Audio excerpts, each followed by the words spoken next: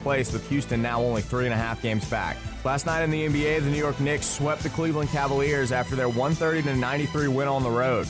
With that win, the Knicks have swept their last 2 rounds and will get another extended break as they wait for the winner of the Western Conference Finals to see who they'll play in the championship series. Speaking of the Western Conference Finals, Game 5 between the San Antonio Spurs and the Oklahoma City Thunder will be tonight in OKC. The series is tied up at 2-2, but the Thunder are a 5.5-point favorite tonight at home. Tip-off is at 7:30 in the Paycom Center. I'm Blake Persher, and you're listening to ESPN 103.7 Lafayette and 104.1 Lake Charles, your home for the LSU Tigers and the Houston Astros.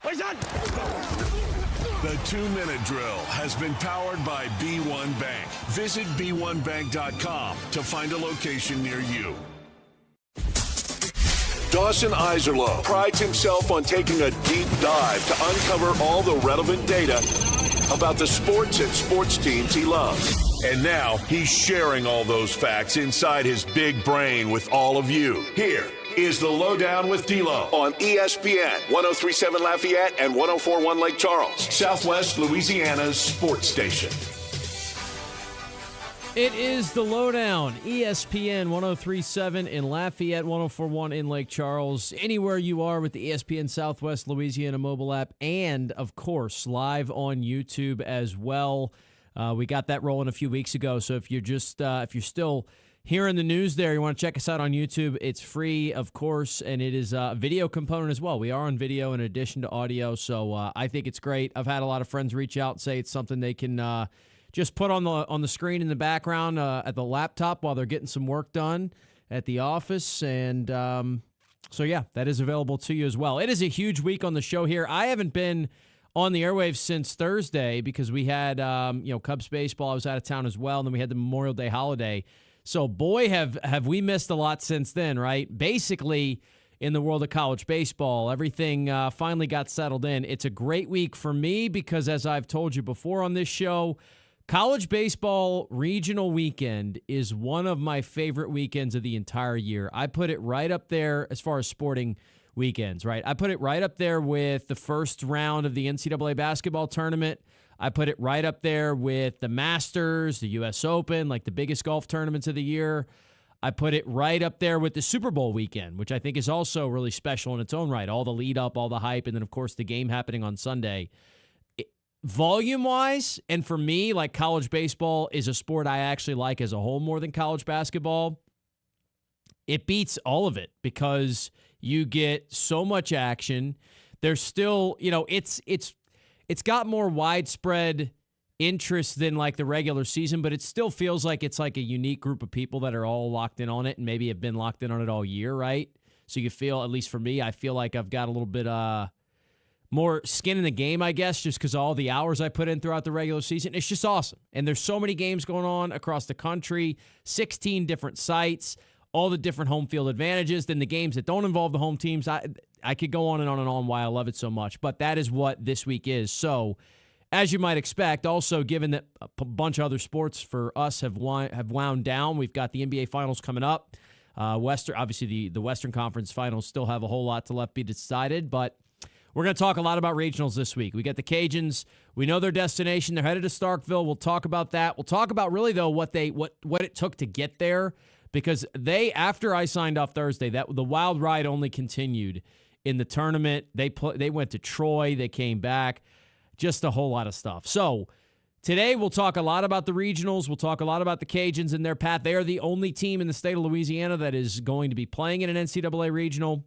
First time that's certainly happened in a very long time. Usually you have a handful in there, whether it be, obviously LSU has been in there more than a decade in a row, so their streak ended. But usually, Louisiana Tech's been there a bunch. Southeastern, McNeese, Southern's had some runs in there. You usually have some representation around the state, but this year it is, and Tulane's made a couple runs in a row. This year it'll just be the Cajuns, so we'll see. We'll see how that looks, and we'll talk about it a lot. Jay Walker's our only guest. Usually we'd have him on a Monday.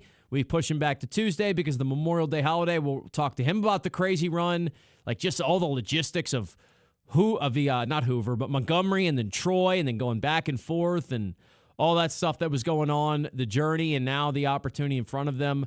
We also have some Matt Deggs audio to play for you. So as I said, it's a big Cajuns baseball-focused day because of what they accomplished and what they've still got in front of them.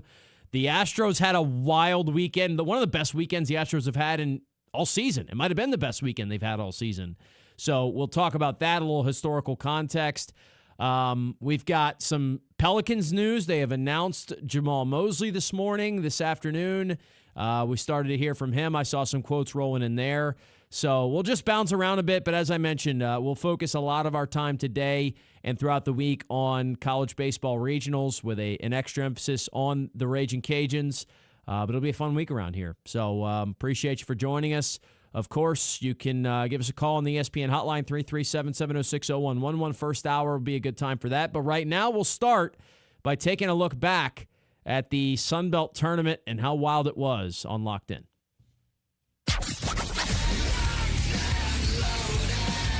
D-Loh is the kind of guy that stays locked in.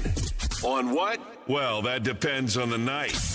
But you can guarantee there was some sporting event that he found interesting. It's time to find out what D-Loh was locked in on the LohDown. So as I started to talk about there, the layers in which this Cajuns baseball season has been through are almost hard to describe. You talk about the team early on in the season that didn't quite feel to me, and I mentioned this a few times on the air, but they were winning a lot of games. It still felt like there were holes. You were hoping, maybe they can kind of patch some of those as they go along. But hey, you know what? It's great to be getting series wins. It's great to get a sweep over Maryland and a couple midweek wins over Kansas State and UC San Diego and DBU and all these. And then you start conference play out with a series win over South Alabama. And you're like, all right. At least for me, I felt like the team still had some flaws, but they were winning all these games where you go, hey, I guess it doesn't matter right now. And then the win over LSU and all that stuff. They got swept at Texas State, and as we know, that began a trajectory of a different portion of the season, where they then lose a series to ULM at home, which they never do. They lose a midweek game to McNeese. They lose a series to James Madison. And, you get to April, a midweek loss to Southeastern. You lose game 1 to Southern Miss on Friday night, April the 10th, and you sit there and you wonder to yourself, that might be all she wrote, right? We might be talking about another disappointing Cajun season that ends without the postseason. They battle back to win that series. They have heartbreak at Troy the next weekend, so you're still wondering if they're going to be able to pull it together. And then they close the season on a tear. Series wins over Arkansas State, sweep over Georgia State, series win over App State, series win over Coastal, then the Sun Belt Conference Tournament. You felt pretty good about their chances, at least I did, if they got a couple of wins in that one. They had to beat Marshall in single elimination. They did so. They move on to face Coastal. Had to beat Coastal, and I felt after that, I said if they beat Coastal, I think they're in. They did so, 12-11. That's the game we talked about on Thursday. Obviously, it was a wild one.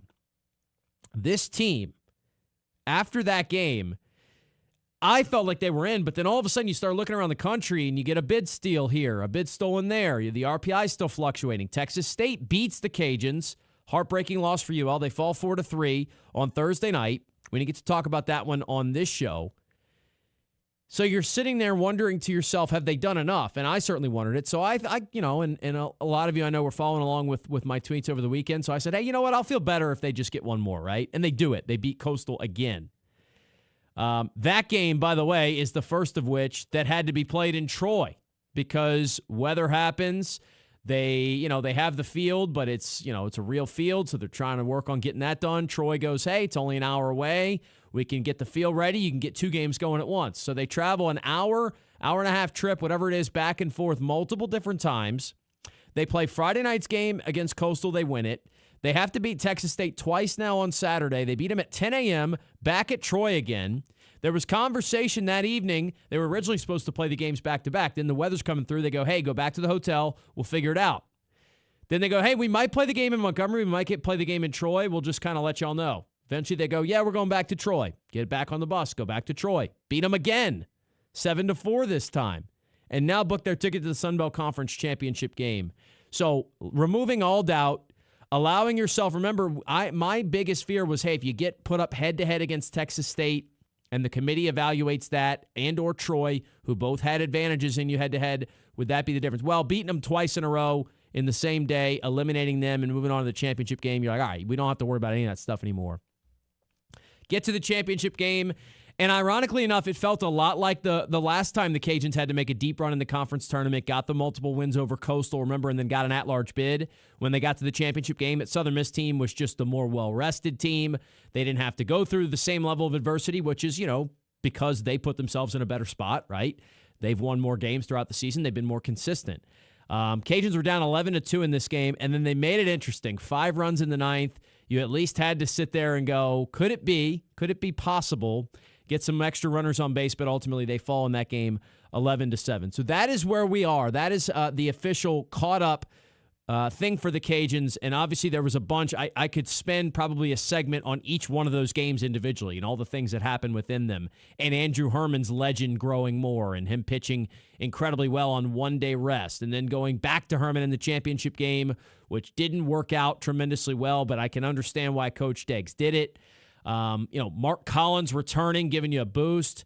Colt Brown continuing to be unbelievable, as with Noah Lewis and a bunch of these other freshmen. Lee Amadei hit a couple of tape measure shots out of the ballpark to help you win some of these games. Just an incredible ride, right, that you've been on if you've been watching Cajuns baseball over the last week or so. And now the best part about it is you get to keep things rolling. I am really interested to know, too, and we heard some comments from Coach Deggs. I'm going to save that audio for you for the next segment a little bit here, but I really want to know how this team's going to be able to try and rest and recuperate while still practicing and preparing. I was actually at practice this morning. I got a chance to see some of that. I've got some clips that I'll probably work into a YouTube short later on in the week, but they have got to be just gassed and drained, but at the same time, you get a short time to reset, and then it's time to go back to work, right? Now you got a shot to win a regional.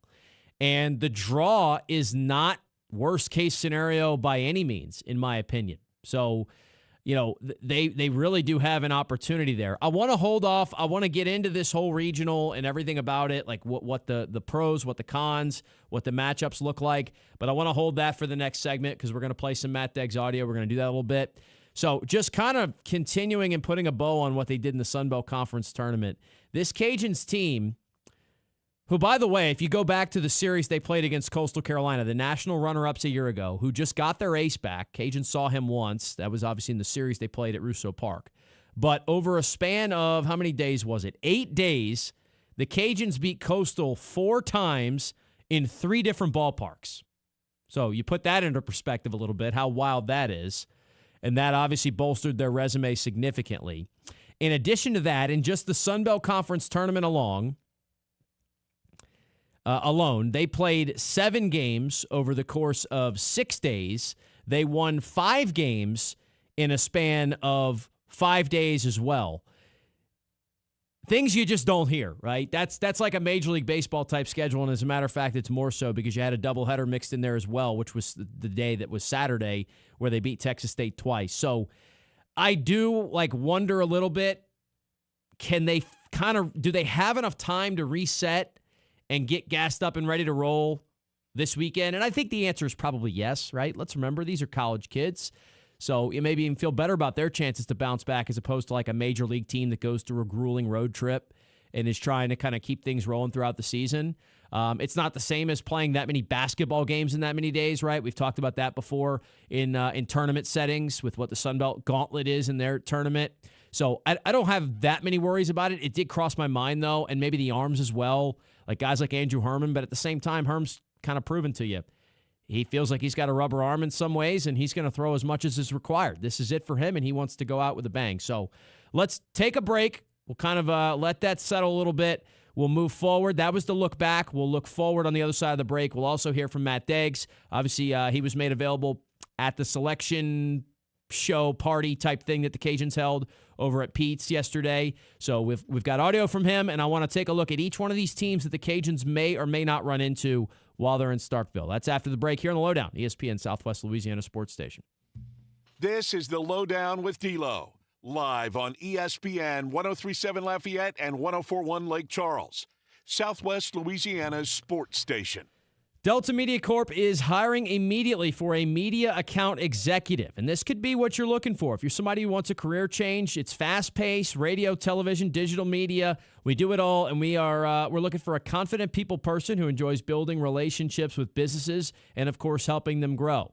If you're looking to kind of, change your career, get a fresh start, maybe a new challenge with unlimited earning potential, sales experience is preferred, but it's not required. We'll teach, train, and support the right person. If you're ready to leave your job behind and start a new career, we'd love to talk with you. Email John at Cochran at jcochran, that's JCOCHRAN, at deltamediacorp.com, and let's get a new start on your career today. Delta Media Corp is an equal opportunity employer. ESPN 1037 Lafayette and 1041 Lake Charles is the proud winner of 4 2026 LAB Prestige Awards, including Best Use of Digital Media, Foot's Friday Fury, Best Live On-Site Remote for our Super Bowl Radio Row coverage, Best Promotion for our No Shave November initiative, and Radio Young Professional of the Year for Dawson Iserloh. We're proud of being Southwest Louisiana's sports station and are humbled to be recognized by the Louisiana Association of Broadcasters. May is Military Appreciation Month, and ESPN 1037 Lafayette and 1041 Lake Charles and Nolan's Lawnmower Sales and Service in Carencro will be honoring our military all month long.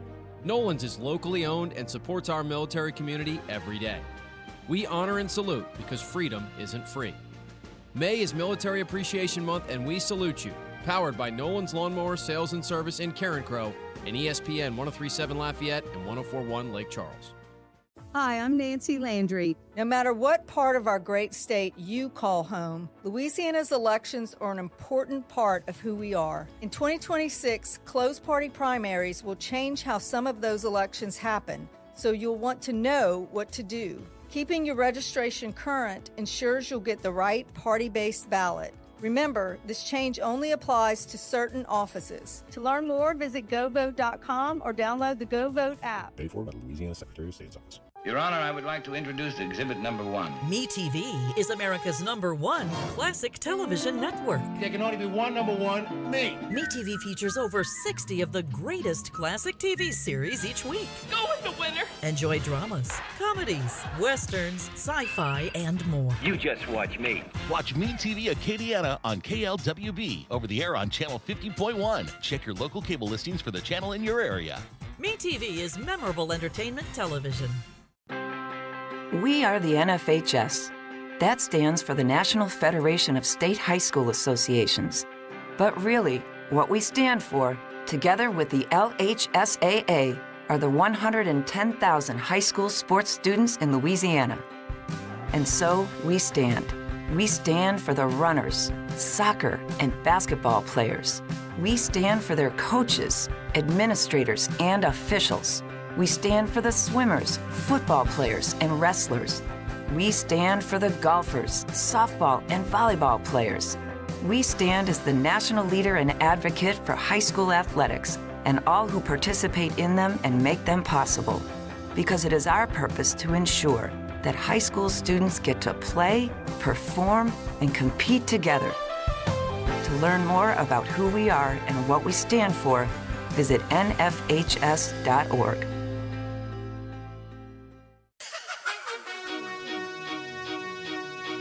This is ESPN 1037 Lafayette and 1041 Lake Charles, broadcasting live from the Beal and Hebert studios in Upper Lafayette. Beal and Hebert, Acadiana's hometown lawyers. Back to more of Southwest Louisiana's sports station.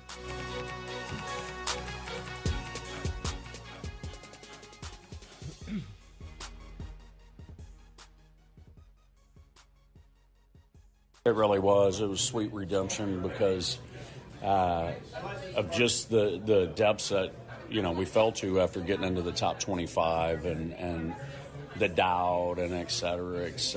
And as long as you're alive, there's a shot. And that's just who we are. And team, I've said it over and over, I'm going to say it again, they kept working, they kept grinding, they kept believing, they love each other. And I knew if we just kept coming that ultimately we were going to break through, and we did, and it started on Saturday against USM. That is Coach Matt Deggs talking yesterday at the watch party where the Cajuns found out they were headed to Starkville for an NCAA regional that'll feature Mississippi State, Cincinnati, and Lipscomb. More on the rest of the teams in that bracket in a little bit. But You heard him at the end say that started on Saturday at USM, and what he's referencing is the Saturday game that I just talked about where the season kind of changed. Not the Sunday championship game that they just lost to USM. No, he's talking about the Saturday where they lost the first game to Southern Miss, coming off of series losses to Texas State and ULM, where things just started to look disheveled a little bit, and you wondered, is this team going to kind of lose it? Are they going to splinter? Are they going to go in a different direction? They did not. They found a way to win that game, bounce back, win the series, which gave them a ranked series win over Southern Miss, and they've been playing really, really good baseball ever since then, even with a couple of slip-ups, the series loss to Troy, things like that. Furthermore, it's been interesting to hear Coach Deggs talk about it, the toughness of this team, and it's been cool to see it firsthand, right? The injuries that they suffered that could have been just critical. Rigoberto Hernandez was one of the most reliable players and biggest leaders on this team all season long. They lose him to a broken forearm. They lose Mark Collins for a couple weeks, who ends up coming back a little ahead of schedule in the conference tournament. You had some pitchers who had to shuffle roles around and move in different spots. You came into the season thinking your ace was going to be Chase Morgan, by the way. He hasn't thrown an inning. He's not going to. You came into the season thinking your number 2 might have been J.R. Tillett. He hasn't been as good as you thought he was going to be. But Coach Deggs said it. The team's toughness has been incredible to watch, maybe one of the best he's seen in his coaching career. This was him talking about this team and their toughness. 31 years doing it might be the toughest. If not, it's right there. When you look at physically tough, mentally tough, spiritually, toughness for us is just your attitude, your approach, and intensity when things aren't going your way. A lot of guys can be tough when things are good. These guys haven't had a whole lot of stuff go great. If you notice, everything we do is the hard way. And I respect them for that. This is going to bode well for each of them throughout their lives. And it is. We have great leadership, and that's the difference. We have great leadership this year. We had great leadership in 24. And Lee Amity and Herm and Markle and Donnie and these guys, the leadership and the way they've held this thing together. Because, look, we train them and we teach them and we coach them, but at some point you got to cut them loose. And they've got to now have ownership. And when you get that ownership, you start to create a pride. And when there's pride involved, you're just not going to surrender. It is well said there. One thing that's going to get lost in the shuffle, so to speak, and you'll hear it in the clip. Coach Deggs actually mentions that he doesn't want to let it get lost because of how important it is. We're seeing a lot of talk today about the scheduling and why it made a difference. If you saw the selection show yesterday, you'll notice that Troy got a bid.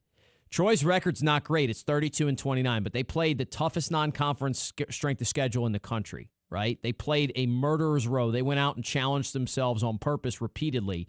And the selection committee said, you know what? We valued that. We put them in over a team like Mercer, who didn't have nearly the strength of schedule. Now, look, personally, that's a different conversation for a different day. I thought Mercer still should have been in, but whatever.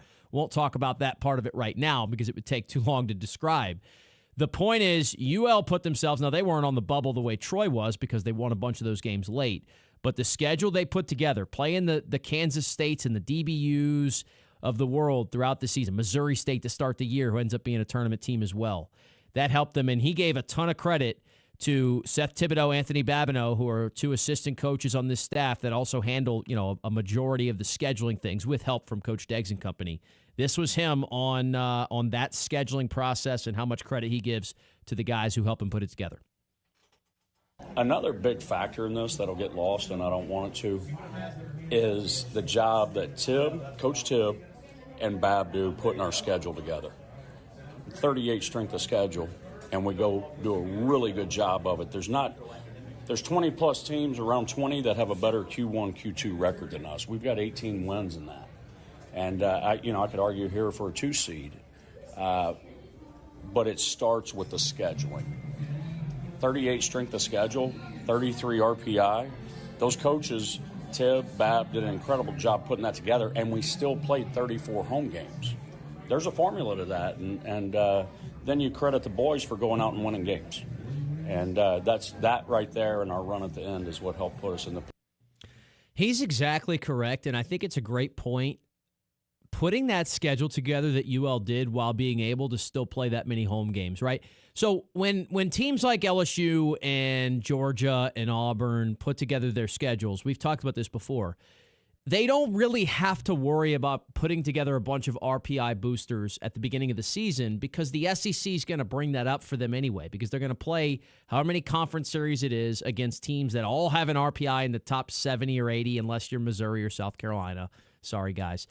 And that's going to bring it up for them regardless, right? So they can go out and schedule whoever they want. They could play a 3-game series against a school you never heard of from the Northeast in the first week of the season. They can go out and they could play. Now, they might choose to put maybe a really nice non-conference series together, maybe go play in one of those big tournaments that'll help them later on, but they don't have to. It's up to them. And we've seen, Jay Johnson with LSU specifically do it both ways. We've seen him generally schedule much softer in the non-con because he knows he's going to get those RPI games later on.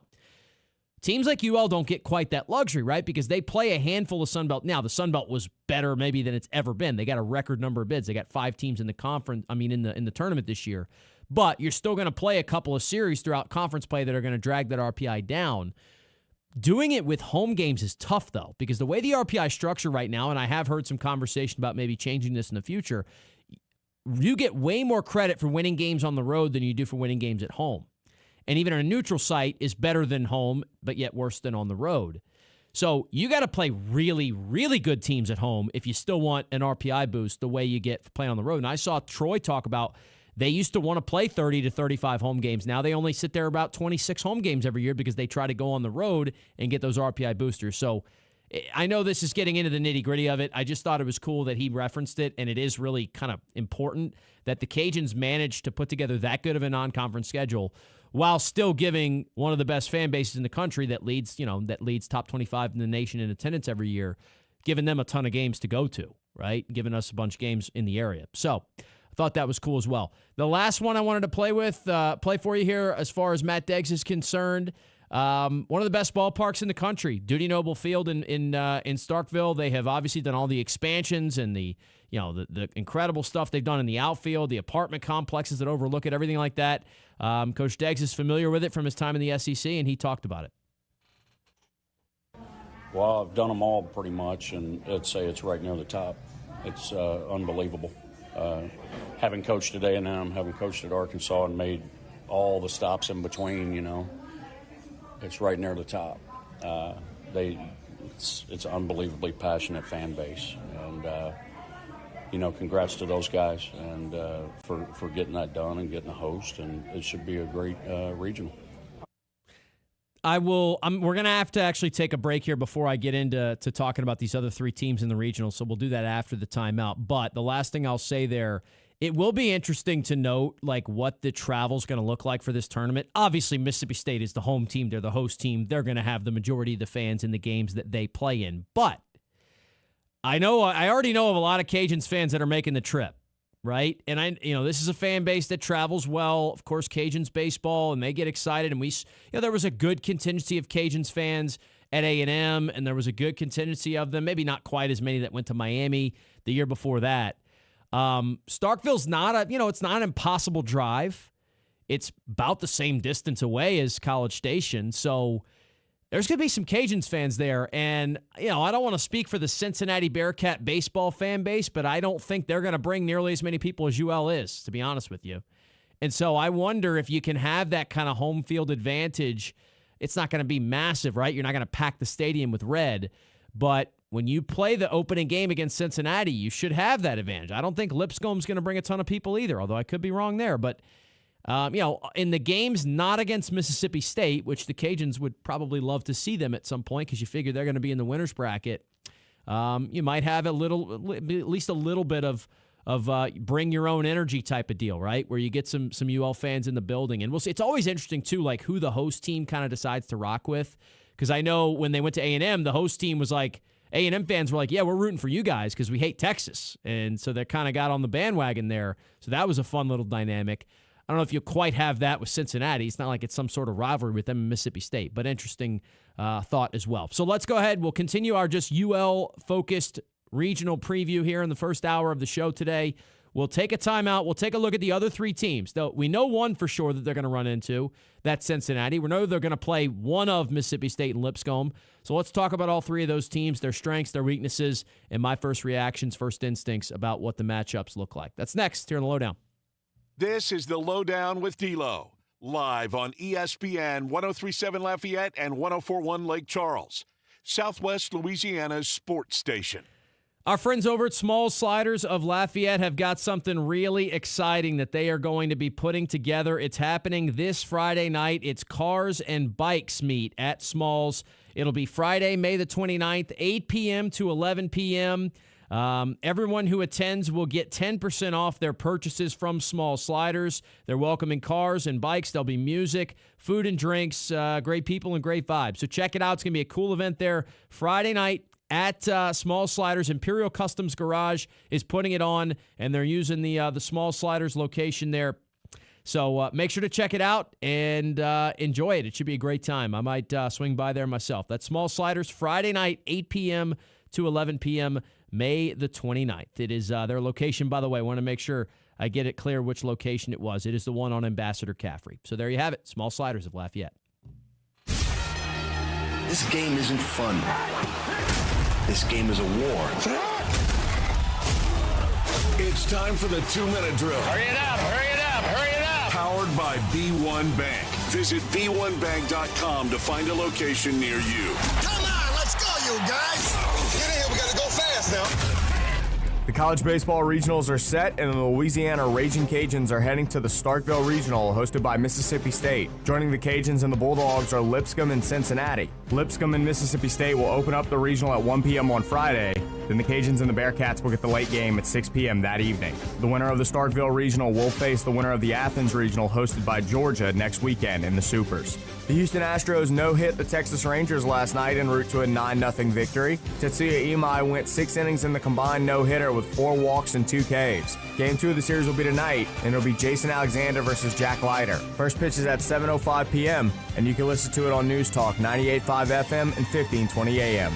And around the AL West, only one other game was in action, with the Seattle Mariners taking a 9-2 victory over the Athletics. With those results, the Athletics still sit in first place, with Houston now only 3.5 games back. Last night in the NBA, the New York Knicks swept the Cleveland Cavaliers after their 130-93 win on the road. With that win, the Knicks have swept their last 2 rounds and will get another extended break as they wait for the winner of the Western Conference Finals to see who they'll play in the championship series. Speaking of the Western Conference Finals, Game 5 between the San Antonio Spurs and the Oklahoma City Thunder will be tonight in OKC. The series is tied up at 2-2, but the Thunder are a 5.5-point favorite tonight at home. Tip-off is at 7:30 in the Paycom Center. I'm Blake Persher, and you're listening to ESPN 1037 Lafayette and 1041 Lake Charles, your home for the LSU Tigers and the Houston Astros. The 2-minute drill has been powered by B1 Bank. Visit b1bank.com to find a location near you. Make sure to set your alarm and tune in Saturday mornings at 10 o'clock for Sports Shorts here on ESPN 103.7 Lafayette and 104.1 Lake Charles. Join me, Ronnie Rance, and the Sports Shorts team of Tommy Christsan, Hunter McCann, and the crazy man, Joel Davis, as we break down the sports and teams that you love. The LSU Tigers, New Orleans Saints, and everything in between. Tune in Saturday mornings from 10 to noon for Sports Shorts here on Southwest Louisiana's sports station. Did you know you can get great tasting Clear Springs artesian water delivered to your office or your doorstep at home? Clear Springs is 100% local with their own bottling facility at the world-famous Kentwood Aquifer, no chemicals added. Just pure Kentwood, Louisiana artesian water. Clear Springs Water offers delivery of 5 or 3-gallon water service with a hot and cold temperature water cooler or even single-serve bottles delivered to your home or office. Easy to reach, clearsprings.net, then contact us tab or 337-519-3563. Many medicines used to treat colds and flu contain acetaminophen, a pain reliever and fever reducer found in hundreds of over-the-counter and prescription medicines. But taking too much or more than one medication containing acetaminophen per day can damage your liver. So always read the label and don't take acetaminophen if you drink 3 or more alcoholic drinks every day. To learn more, visit fda.gov/OTC pain info. A message from the U.S. Department of Health and Human Services Food and Drug Administration. Looking for a spotless workplace? Variety Janitorial Services is your go-to. For office cleaning to stripping and floor waxing and carpet cleaning, your commercial space will look its best. Their reputation for perfection has grown throughout the entire Acadiana community. They deliver top-notch service with a commitment to excellence. Daily, weekly, or deep cleaning, trust the experts. Visit varietyjan.com today or call 337-298-8704 for a free quote. Variety Janitorial Services. We clean, you shine. Acadiana area businesses. Is it time to make an impact? Time for more traffic, more engagement, time for more customers? Then it's time to make a splash with Bass. Bass is now offering digital marketing, indoor and outdoor digital signage, billboards, and video production to help you reach more customers and close more business. For over 30 years, Bass has helped our customers tell their story. Bass Companies. Remember, a business without a sign is a sign of no business. Advertise with Bass. Find us around Acadiana or at bassltd.com. Serving part-time in the Army National Guard has led to a lot of firsts for me. It paid for me to be the first person in my family to go to school. That education got me to the first day at my dream job, which I can still hold while I serve part-time. That job and the home loan benefits I got from the Army National Guard helped me buy my first house.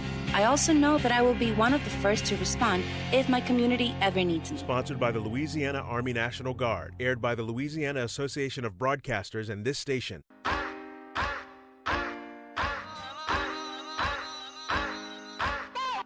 The biggest headlines in the world of sports are discussed here. ESPN 1037 Lafayette and 1041 Lake Charles, Southwest Louisiana's sports station.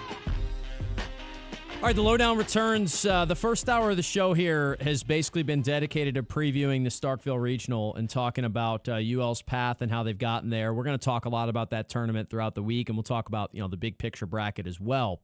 And we'll kind of finish some of those thoughts with Jay Walker in our segment with him at 2:15. He's our lone guest of the day. I want to take a look at the three teams that they could run into at any point in this tournament. I've done this in the past when we've had regional previews to do. Usually we've been, having multiple to do in 1 week, right? If LSU's in a regional and UL is as well, which happened the 2 prior years before last season. So this time we get a little bit more time to focus on it. So Cincinnati's the first opponent. We'll start with them. They're a team that the first thing that jumps off the page, and it's the first thing I always look for right away when you get paired in a regional and you talk about who your first game is against. I go and say, who's their Friday night starter? Is it a guy I'm scared of? And the good news is, no, not the case for Cincinnati. They don't have a jump-off-the-page ace for you, right? They have a starter in Nathan Taylor, who's got a 6-3 record with a 3.86 ERA. He's got 84 innings pitched. He's given up 78 hits. He struck out 112. He is a good pitcher. Now, keep in mind, the Big 12 does typically tend to be an offensive-minded conference, so sometimes the numbers can inflate across the board a little bit, but it doesn't mean the pitcher's not as good. It just means maybe he faces better offenses and ballparks that are conducive to giving up hits. But he is not a guy that you fear the ability to go out and score runs against in a game, right? If that's who they ultimately choose to throw. I also then like to go in and check, who have they been throwing on Friday nights? Because teams, obviously, they can switch it up, but generally they're going to stick with the same rotation in a regional like this. So the guy that Cincinnati has been throwing on Friday nights has been Nathan Taylor, who I just referenced. And so that's who you're likely going to see. And I don't think that's a guy that you sit there and go, how are we going to beat this guy? There's a lot of teams that do have that player, and I don't think this is one that does. So, check mark there. They really don't have any lights-out bullpen arms either. They do have a guy in Brown who has 3 saves, 36 and a third innings pitched. But this is a team that has won all their games or won a lot of their games because of their offense, not because of their pitching staff. And the offense is 100% legit. No doubt about it. They've got a couple guys. They got one in particular that has numbers that will blow you, they will blow you away a little bit when you're talking about one offense that's got a guy with 28 homers, because that's what they have. The guy Coates in the middle of the order, he's started every game for them this season. He's hitting .346 with 28 homers this year, 78 RBIs, also 13 doubles and a triple. He's one of the best hitters in the country. So that is the name that you circle in this lineup immediately and go, how are we going to prevent that guy from beating us? The problem is, though, they're pretty balanced. They've got a lot of players in this order that can cause some problems for you, right? And so I definitely think the Cajuns playing this team first on Friday night is actually a good thing, because that's who I want to throw Cody Brash against. I would want to throw Cody Brash against this Cincinnati lineup and then maybe figure it out against Mississippi State in day 2, given that, hey, State might use their best pitcher in game 1 as well. More about that a little bit later on. We'll talk about what State can do to mix things up. But this Cincinnati team has 84 home runs total. But think about this, right? 84 as a team's a nice number. 54 of them come from 2 guys, Quentin Coates, who I just talked about, and Jack Natilli, who has 16 of them. So they do have a ton of homers, but they really get the majority of them from 2 main guys who account for well more than half of their team homers. No one else has more than 9. They've got 6 regular starters that hit over 300. They got another guy who's right under 300 at 294. So it's a balanced lineup. It's a dangerous lineup. But they do have some guys that are typically in there and play a ton that don't have massive numbers. Christian Mitchell starts a good bit. He hits 238. Conlon Daniel starts a good bit, hits 237. And Charlie Niehaus has made 45 starts this year, only a 2.8 hitter with 4 homers. So they maybe have some holes there, but as we said, they are a pretty good team, and they can really swing the bat. Fielding percentage is a .972, so pretty solid there. Defensively, nothing big that you can plan to take advantage of. This is a really good baseball team, but it's not the worst-case scenario. I'd much rather face Cincinnati in Game 1 than a lot of the other options that it could have been. There was also a chance that UL could have been a 2 seed in a regional as well, but I think they may have done better off here. If your goal is to win the regional, this is kind of the Kevin Foote mentality about we used to talk about with UL softball. If your goal was to get to Oklahoma City, would you rather be a host in a 16 seed or a 2 seed that travels to a middle-of-the-pack seed where you think, hey, if we're going to upset them, that's more possible to do? Cajuns are playing the number 14 national seed in Mississippi State in this regional. Well, I guess I say they're playing them. They could play them. They're playing in that regional. If you did get a 2 seed, you were probably going to be sent to Los Angeles or Athens or one of the top teams in this tournament that you probably didn't want to get sent to.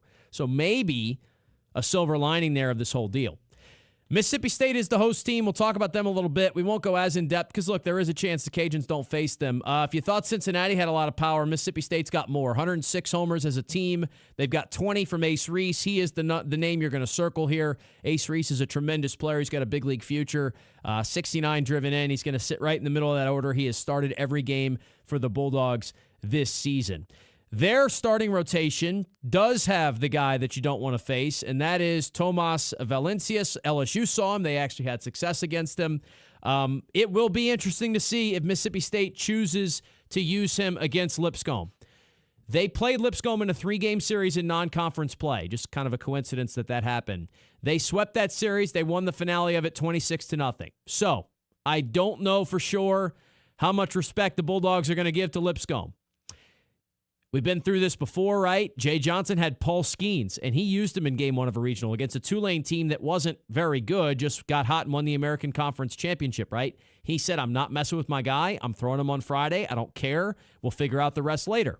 That worked out for LSU. They won the national championship that year. Does Mississippi State use Valencias in Game 1, or do they hold him and try to beat Lipscomb with their number 2 guy and hold Valencias for a winner's bracket game that would be against the winner of Cincinnati and Louisiana? I'm not sure what they're going to do. I look forward to maybe talking to some folks around the Bulldogs program this week that maybe cover them and see what they think. And then, of course, at some point we'll get an announcement, and that's going to be the first game. By the way, scheduling for this regional. Mississippi State has elected to take the early game. Weather, I'm no meteorologist. It doesn't look ideal. Like, there very well could be some rain delays in this tournament. But Sunday and Monday look pretty clear. So I think there's a chance that they're going to have time to get this regional in, even if they're behind schedule by a day or so. Remember, regionals, we're used to like the conference tournament chaos of last week where you have to, do a whole bunch of moving it around. You only have to play a maximum of 7 games over 4 days in a regional setting.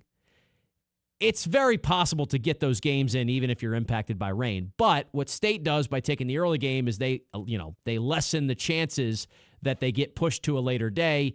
So that's typically been the thing that host teams do.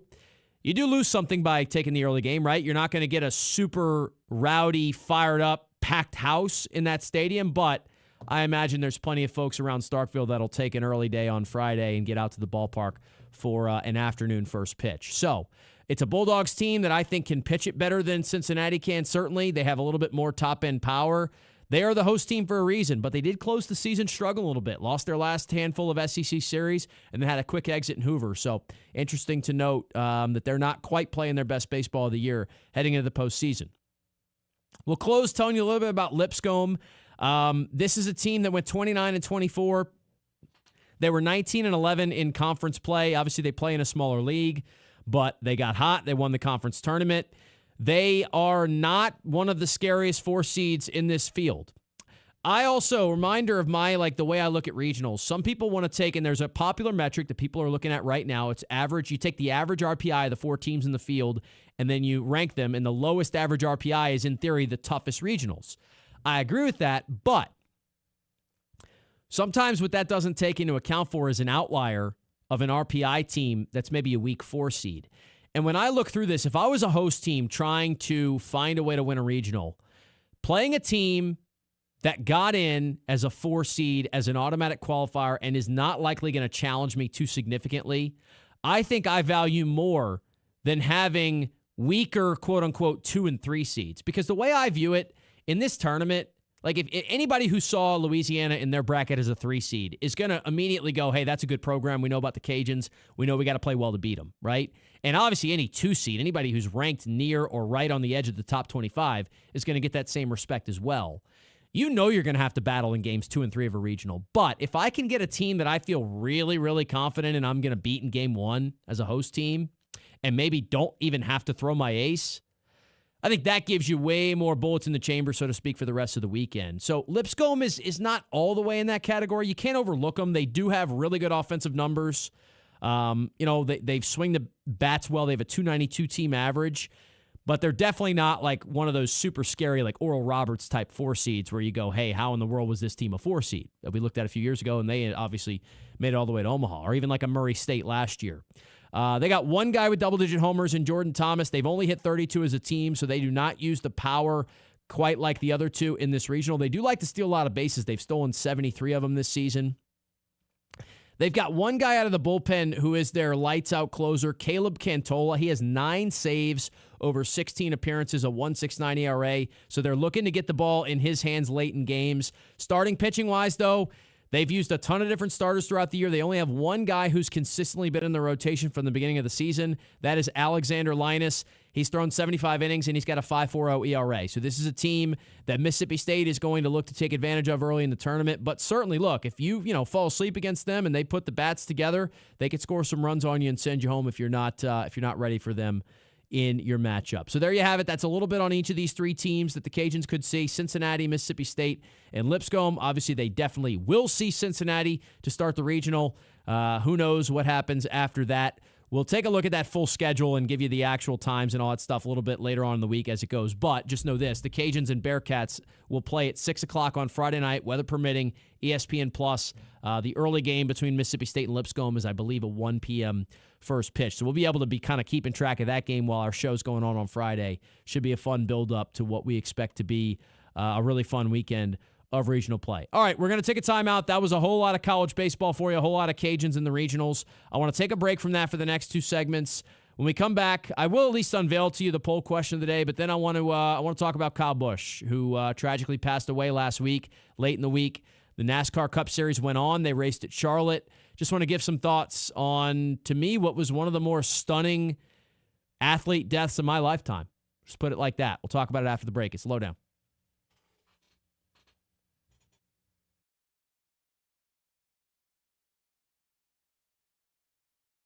This is the LohDown with D-Loh, live on ESPN 103.7 Lafayette and 104.1 Lake Charles, Southwest Louisiana's sports station.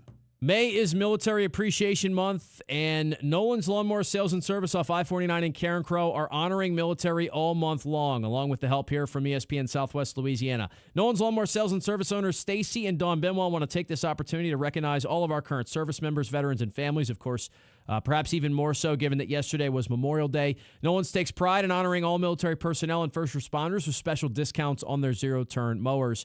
May is Military Appreciation Month, and we salute you. Powered by Nolan's Lawnmower Sales and Service in ESPN Southwest Louisiana's sports station.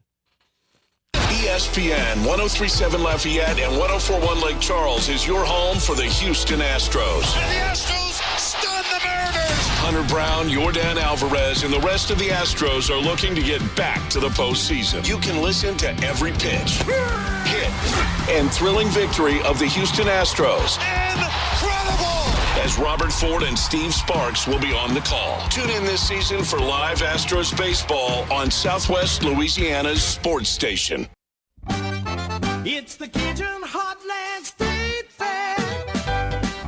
LUS presents the Cajun Heartland State Fair now through May 31st at the Cajun Dome. Experience the thrill of the AMP Midway or step back into Jurassic times with the Dinosaur Takeover and Mini Golf Challenge. Mosey on down to Cowtown to visit the Barn and Petting Zoo. Discover new tricks at Magic Mr. Nick's and groove to live music daily at the Coca-Cola Community Stage. Don't miss the 38th annual Cajun Heartland State Fair, now through May 31st at the Cajun Dome.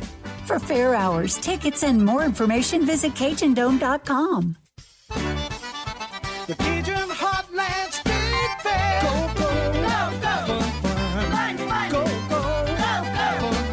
Fun, fun. Go, go, go, go. Fun, fun.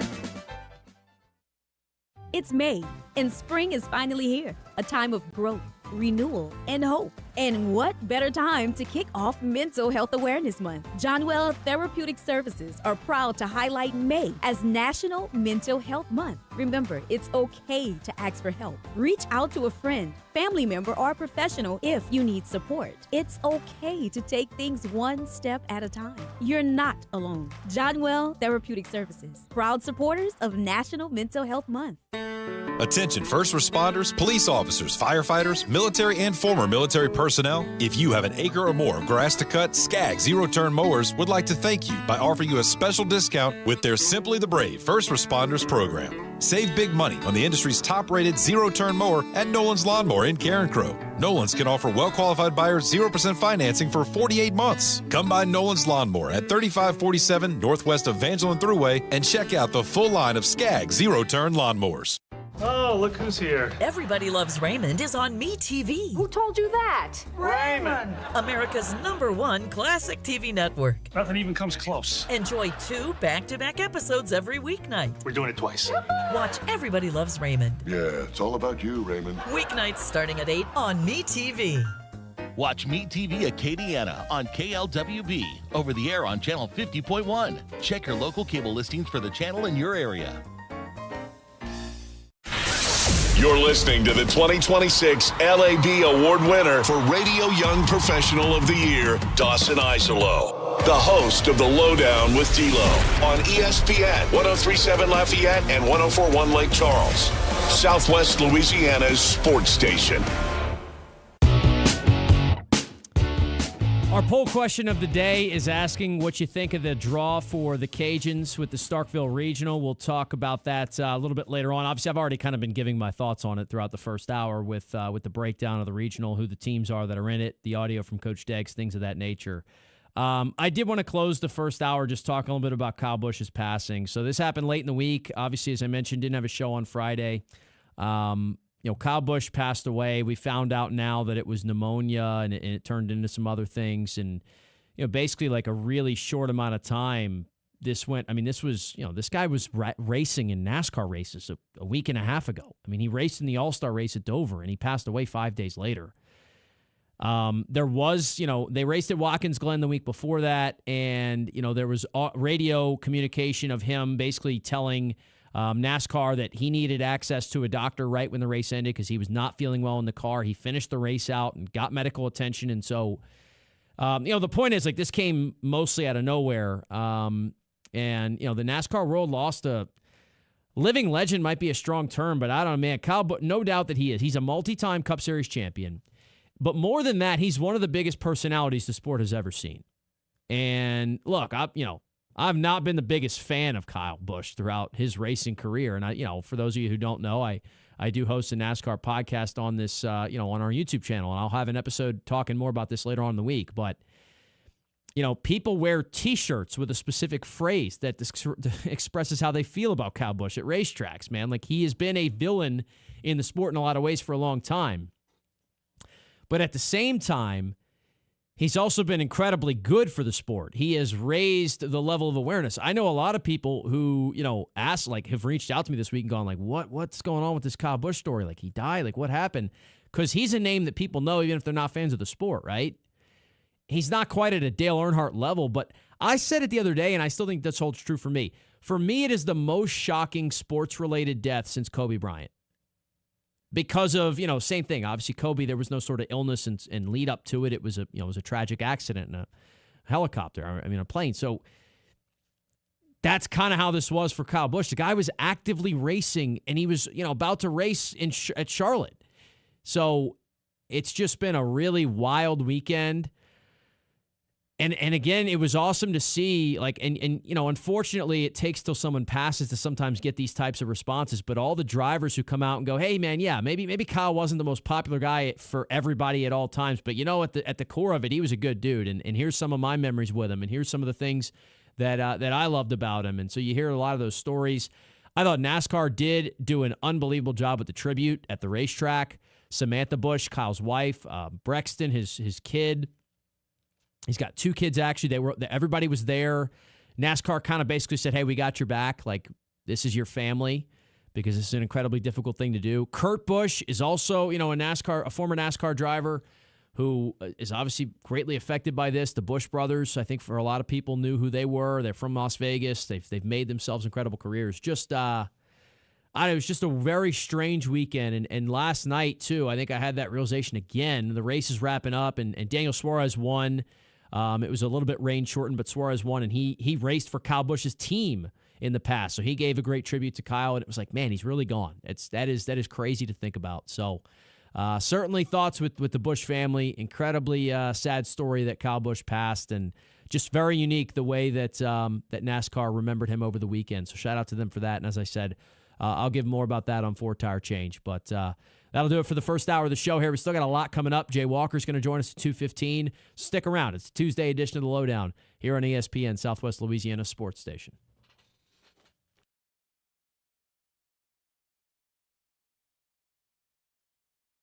You want to feel important. You want to be a part of something bigger, something that matters and can help change things. You want to feel like you belong. We know. We felt that way too. And that's why we did something about it. We aren't just Army National Guard soldiers. We are normal people just like you. And together, we can make a difference. Take on your legacy. Visit NationalGuard.com to find out more. Sponsored by the Louisiana Army National Guard. Aired by the Louisiana Association of Broadcasters and this station. Every weeknight, MeTV has your laugh therapy. To chase away the blues or the olive drabs. With 2 hours of MASH at 5. This guy's ankle has tickled my funny bone. Followed by the Andy Griffith Show at 7. Doggone it, Otis. You're supposed to be hugging me when I'm arresting you. But he likes you, Bart. Weeknights on MeTV.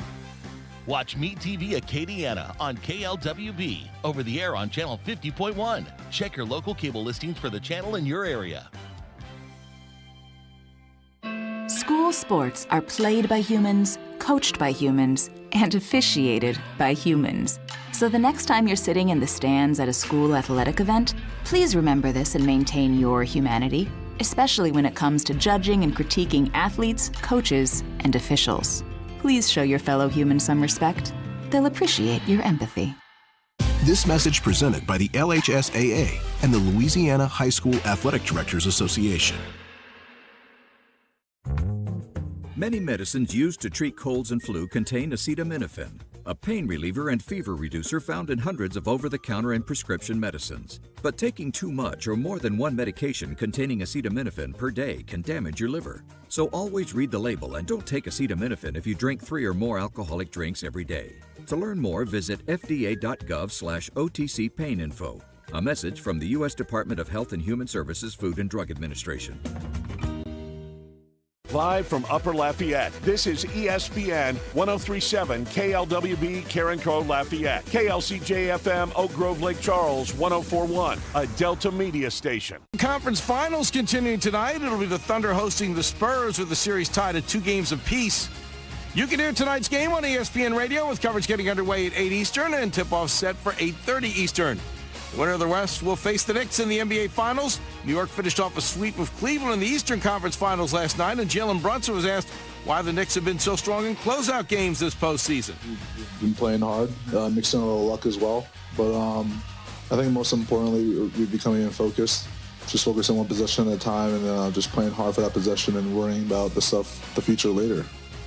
The NBA Finals will begin on June 3rd at the winner of the West home court. Stanley Cup playoffs, Vegas Golden Knights looking to advance tonight to their third ever Stanley Cup final. They host the Avalanche in Game 4, holding a 3-0 lead. Colorado's Nathan McKinnon won't play despite suffering an injury in Game 3. They will face off just after 9 Eastern on ESPN.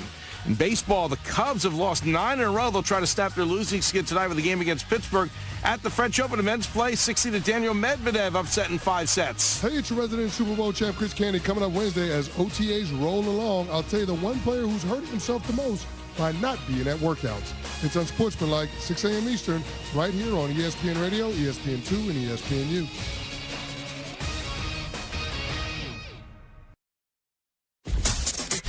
Dawson Iserloh prides himself on taking a deep dive to uncover all the relevant data about the sports and sports teams he loves. And now he's sharing all those facts inside his big brain with all of you. Here is the LohDown with D-Loh on ESPN 1037 Lafayette and 1041 Lake Charles, Southwest Louisiana's sports station.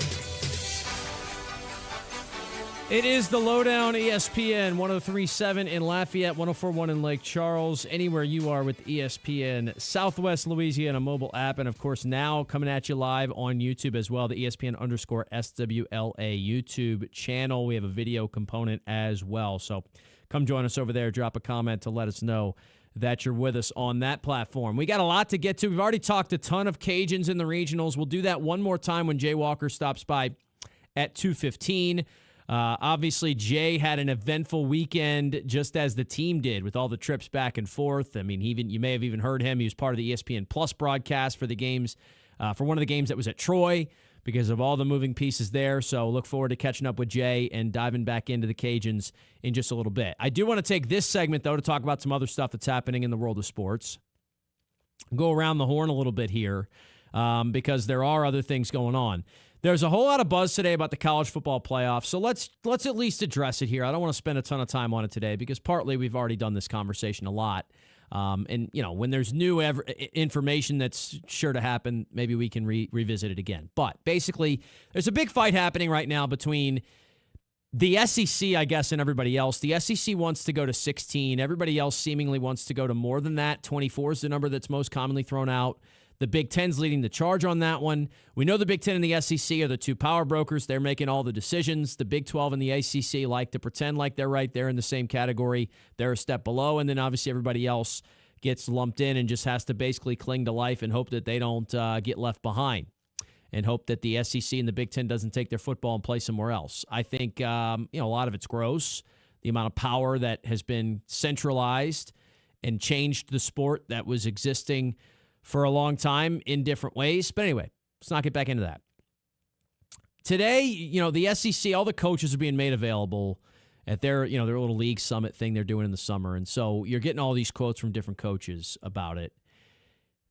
The thing that's just so silly to me, we keep talking about expanding and how many teams that you go to and stuff. And there's two different conversations happening at once. But the reason, in my opinion, leagues like the NFL are so successful, at least from a competition standpoint, is that there's a centralized league that makes the decisions. Roger Goodell, while he does work for the owners, and you can argue, hey, if all the owners want something collectively, it'll probably happen. That is true. But at the same time, there is some sort of check and balance on that, where the Central League office can go, hey, guys, I don't care if you want 24 of your 32 NFL teams to make the playoffs. Not saying they'd actually ask for that, but you get the point. We're not doing that because that's not good for the league. That's not good for the audience that we serve, all the fans of the league and the people who spend all the money to make our league go. That doesn't exist in college football. We've been over it time and time again. So the thing about this, you're going to keep hearing these coaches' quotes. The coaches are some of the worst people on planet Earth to ask how many teams could be in the playoff. Because you know how many teams they want in the playoff? However many it takes for them to make it so they don't get fired the next year. That's how many teams coaches want in the playoff. John Sumrall, and I don't like to do this. Usually if I see a quote, I'll dive in, look at the context around it. I haven't done that for this quote, so maybe there's more to it. But John Sumrall is basically on the record as saying, I don't know if there's really, I don't know if there's 2 group of 5 teams that are, that are really quality enough to make the playoff, despite the fact that he benefited from that structure last year when Tulane made it. And now all of a sudden he's at Florida, so he doesn't think that, even though he was pounding the table for them to get in last year. That stuff's gross, but it happens. I get it. New scenery. You're going to vouch for the group you're in. I actually like the honesty. I think someone like Mike Elko from A&M said kind of what I'm saying. Well, I want more teams in the playoff because I want my team to get in. And I want a better shot at getting in. And, I'd like to keep my job for a long time. And if I make the playoff, I'll have a better shot to do that. But I think he's acknowledging if you let the coaches decide what this is, that's not going to benefit the sport. That's going to benefit the coaches. Same reason, like when the NBA goes to labor disputes and you ask the players what they want, if you let the players make all the decisions, well, then life in the NBA is going to be really good for the players. Is it going to be good for the teams? Is it going to be good for the fans? Well, that's a different story. That's why there's give and take. That's why there's collective bargaining. It's why these leagues go to, almost court, but all these negotiations to go, well, we want this, well, we want that, well, we want this. All right, let's compromise. Right now, there's no compromise because there's no central governing body in college football that can say, hey, I know y'all want more teams in the playoff, but what makes sense for the fans? What makes sense for the league as a whole, or in this case, the sport, college football? We don't have any of that conversation because there's no commissioner of the league. There's no commissioner. There's no governing body. We got a bunch of self-interested conferences that want what's best for them. And this isn't even like, I know I go to bat for the little guy a lot. I talk about the Sun Belt and the American and Conference USA and the MAC and all those conferences. I'm not even saying they're in the right spot to make the decision because they'll probably tell you more teams is good too because guess what? That means they have a better shot to get in. Sun Belt might tell you, yeah, put it at 32. We feel like that's a better chance to get there. It's crazy to me that we see these quotes and I'm like, yeah, of course John Sumrall said more SEC teams should get in the playoffs. He's coaching an SEC team. He gets paid $10 million a year to do so, and if he doesn't make the playoff in the first couple of years, he's going to be fired just like the last 10 Florida coaches they've had in the last 2 decades. So, I get why you asked the question, and in theory, college football coaches should be able to provide good insight on what it takes to get through it and how good teams need to be in the playoff and what the sport needs. But maybe ask some retired coaches what they think. That might be better. It's the same reason it blows my absolute brains that we have acting ADs on selection committees when we're deciding who goes to the playoffs. It's insanity, but they do it. They did it again for the college baseball tournament. The chairman, and this is nothing against him, Mike Alford. Got some Lafayette ties, Mike Alford. He's an AD at Florida State, a school I went to. I like the guy a lot. Why is he the chairman for the college baseball selection committee?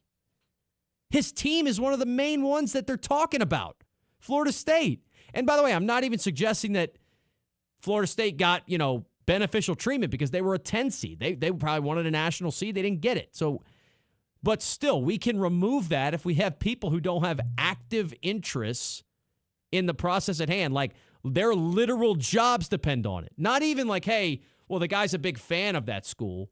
No, like he is paid to operate the athletic department.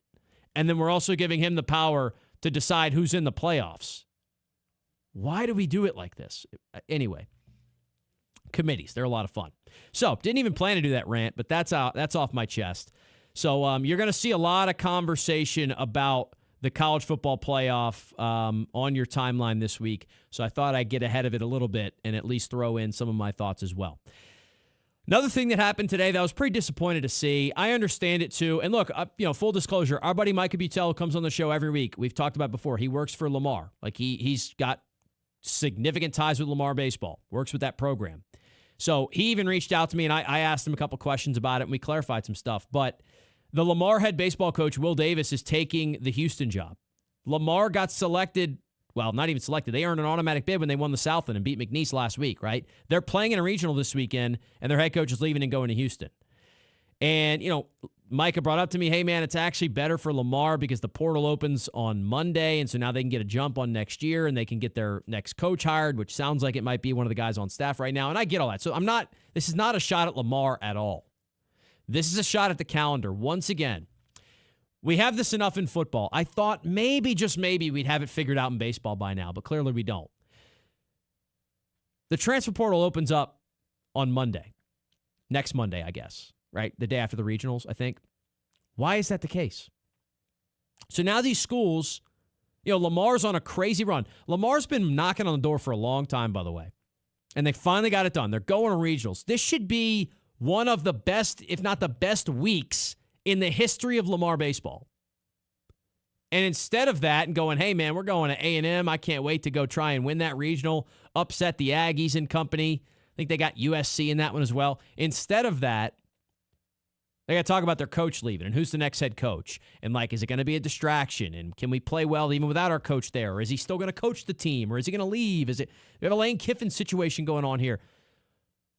We can't just push the portal date back a couple of weeks.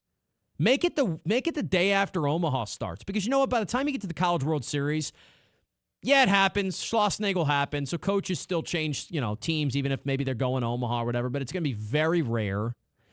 And you can still probably just put it off till the end of the tournament. Why don't we put it then? And you could talk about, we don't even have the same excuses that we have for football because they always tell me, well, classes start, so they got to get everybody in the portal so they can get registered for spring classes. Well, guess what? We're in the middle of the summer. And they might tell me, oh, well, you want to get into summer classes. All right, come on, guys. We can figure it out. We can get these guys some late summer classes or we can get them enrolled for the fall. Why is the portal opening up so early? And so now I just feel for that Lamar team. You got a group of guys who just accomplished some of the goals they set out all season, all off season. Hey man, let's get to the NCAA tournament. We're so close last year, didn't happen for us. We got it back together this year. Now we do it. We do it at our home ballpark in front of our home fans, and your coach is leaving. So enjoy it, but kind of don't enjoy it because your coach is gone. And it's like a calendar thing, and I know that's the answer to it. They had to announce him leaving because they got to get active in the portal and get their next thing. They shouldn't have to, man. It should be that he coached out the rest of the season, finished it. And you know what? If he has a handshake deal behind closed doors with Houston that he's going to take the job, I don't even care about that. That's fine. Don't have it announced. Now, if he wants to just go ahead and maybe that's what this was. Maybe they gave him the option to keep it under wraps, but he said, you know what? I want to be honest with my team. I want to be honest with the university. I want to be honest with Lamar because they've given me this chance. So maybe that is what it was. But he shouldn't have had to do that is my point. Let's get the calendar figured out across college athletics right now. This does not happen in the NFL. It does not happen in the NBA all that much. Even Jamal Mosley. He got fired, but he got fired after his team lost and was out of the playoffs, and then the Pelicans hired him a couple weeks later. It didn't impact anybody that was still trying to fight for a championship. But it will impact, a Lamar team. And look, I'm not saying Lamar was going to win the title. No, they probably weren't.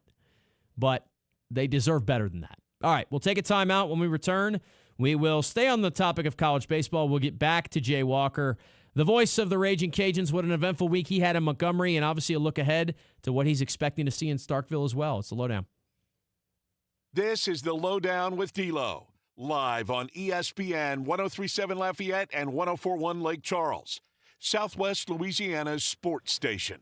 Bluebell Ice Cream has been making the best ice cream in the country for more than 100 years, and they've got a new summer flavor. It's black raspberry fudge. It is a sweet, tart black raspberry base blended with dark chocolate chunks and a rich fudge swirl. So, the fine folks over at Bluebell did bring this by to the office late last week. I got a chance to try it. Let me tell you what. This one I'm in on because there's a lot of these newer flavors sometimes where it's like they're just trying to reinvent the wheel. It feels like the same thing. This, to me, felt different. Like, it's got a little bit of a, the tartness from the blackberry, it actually does have kind of a different taste to it. And then the chocolate goes perfectly with it. So I'm in on this. You can find it, of course, along with the rest of your Bluebell ice cream favorites at your local grocery store. So make sure to pick up a pint or two of black raspberry fudge Bluebell ice cream today. Hello, everyone. This is Jeff Palermo. Join us on Tuesday nights for Tiger Rag Radio. Myself, Todd Horn, and Glenn Gilbo give you the latest happenings in Tiger Town and across the SEC.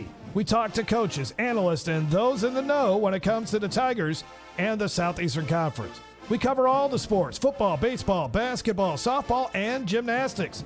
That's Tuesday nights right here on ESPN 103.7 in Lafayette and 104.1 in Lake Charles, Southwest Louisiana's sports station. Did you know you can get great tasting Clear Springs artesian water delivered to your office or your doorstep at home? Clear Springs is 100% local with their own bottling facility at the world-famous Kentwood Aquifer, no chemicals added. Just pure Kentwood, Louisiana artesian water. Clear Springs Water offers delivery of 5 or 3 gallon water service with a hot and cold temperature water cooler or even single-serve bottles delivered to your home or office. Easy to reach, clearsprings.net, then contact us tab or 337-519-3563. This Mental Health Awareness Month, John Well Therapeutic Services invites you to prioritize your well-being. Hi, I'm Glenda, a dedicated therapist that provides a safe space for growth, resilience, and hope. No matter where you are on your journey, I am here for you. Whether it's anxiety, depression, or just the need for support, you are not alone. Reach out to John Well Therapeutic Services and start your path to healing today. We are the soldiers of the Louisiana Army National Guard. We are your neighbors. We are your sons and daughters. While we serve part-time, we are learning valuable life and job skills. We are earning money for college, for trade and technical schools, and for certifications. We are proud to serve both our country and our home state. We are your Louisiana Army National Guard. Sponsored by the Louisiana Army National Guard. Aired by the Louisiana Association of Broadcasters and this station. MeTV is America's #1 classic entertainment television network. And here's one of the reasons everybody loves MeTV. Oh, it's a classic. The great comedy lineup on weeknights. This will be fun. Come on. With MASH. Loaded with snappy comebacks. The Andy Griffith Show. I was just funning with Barney. And Everybody Loves Raymond. Now we got a show.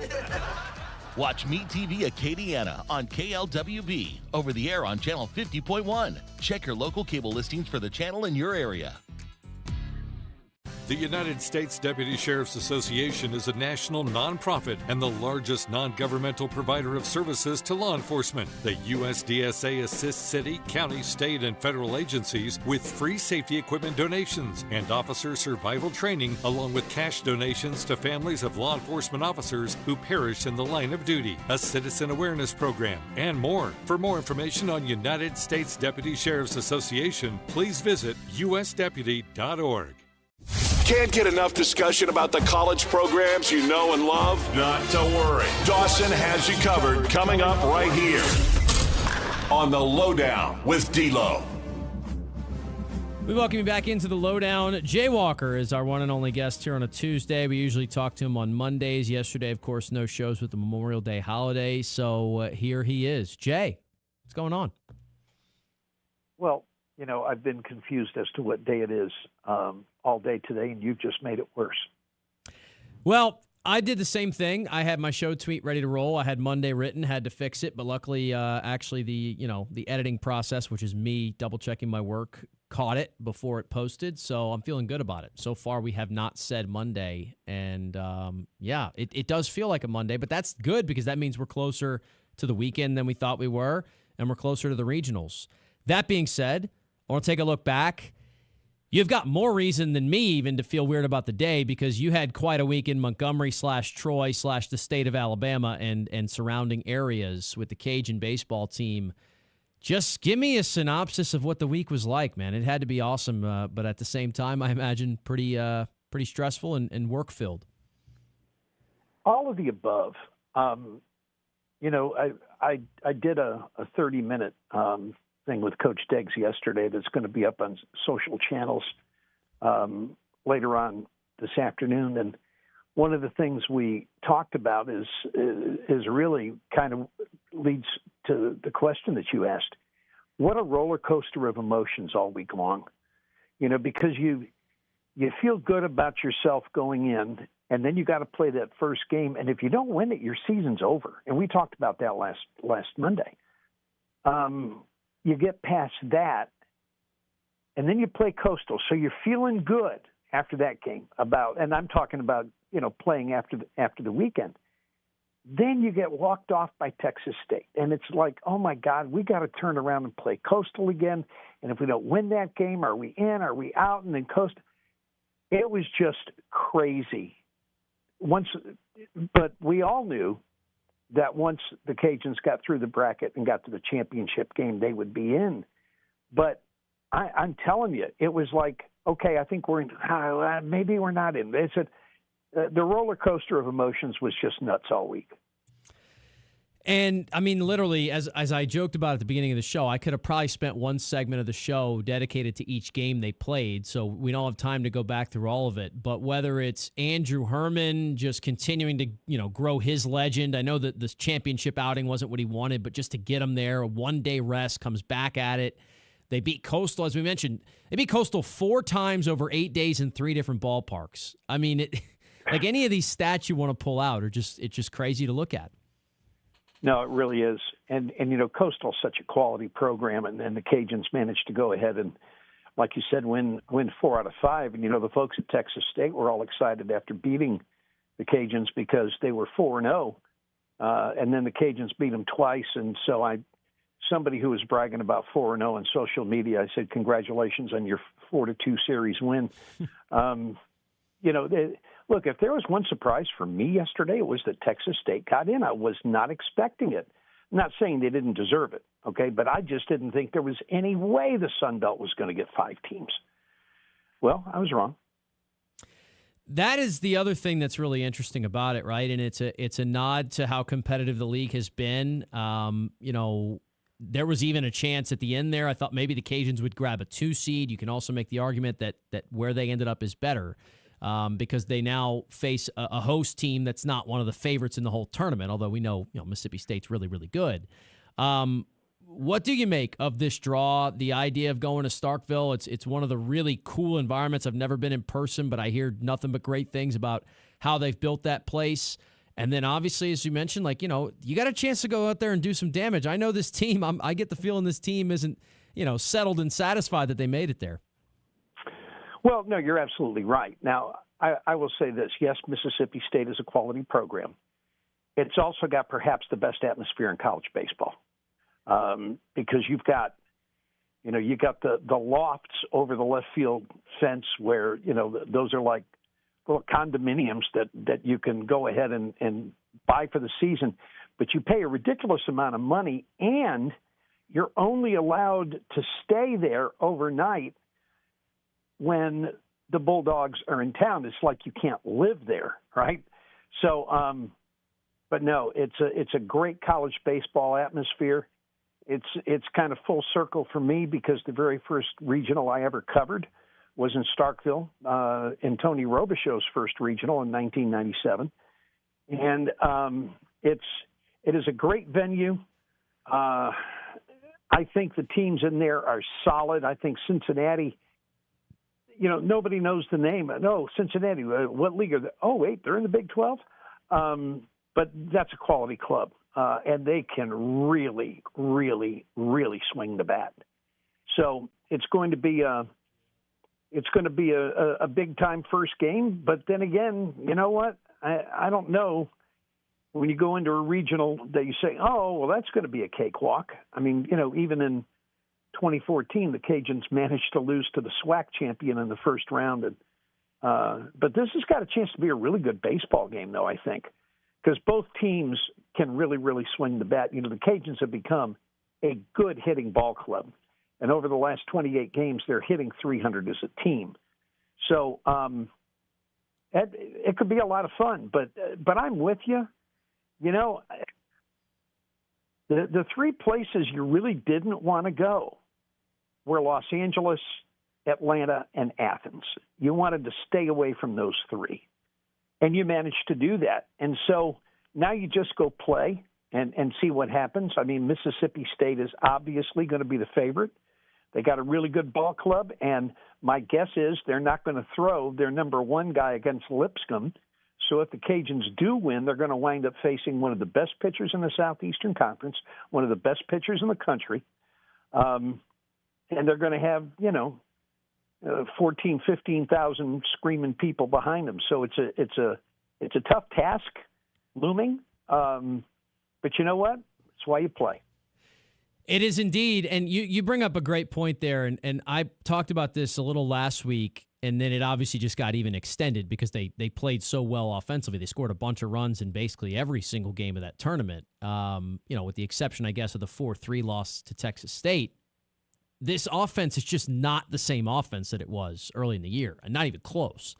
And, a lot of times you can say that, but for this team, it feels even exacerbated by the fact that you have all these freshmen that, the old cliche is now they're sophomores, but I think that's really true in this case, right? Noah Lewis is swinging the bat way differently than he was when he was just getting a chance to play every once in a while early in the year. And Colts turned it all the way on. Blaze Rodriguez is swinging the bat now, and not to mention what Amade did. And, this is without Hernandez, and we keep talking about. This team feels complete. I know we say that a lot, right? And it's to an extent it's true every year.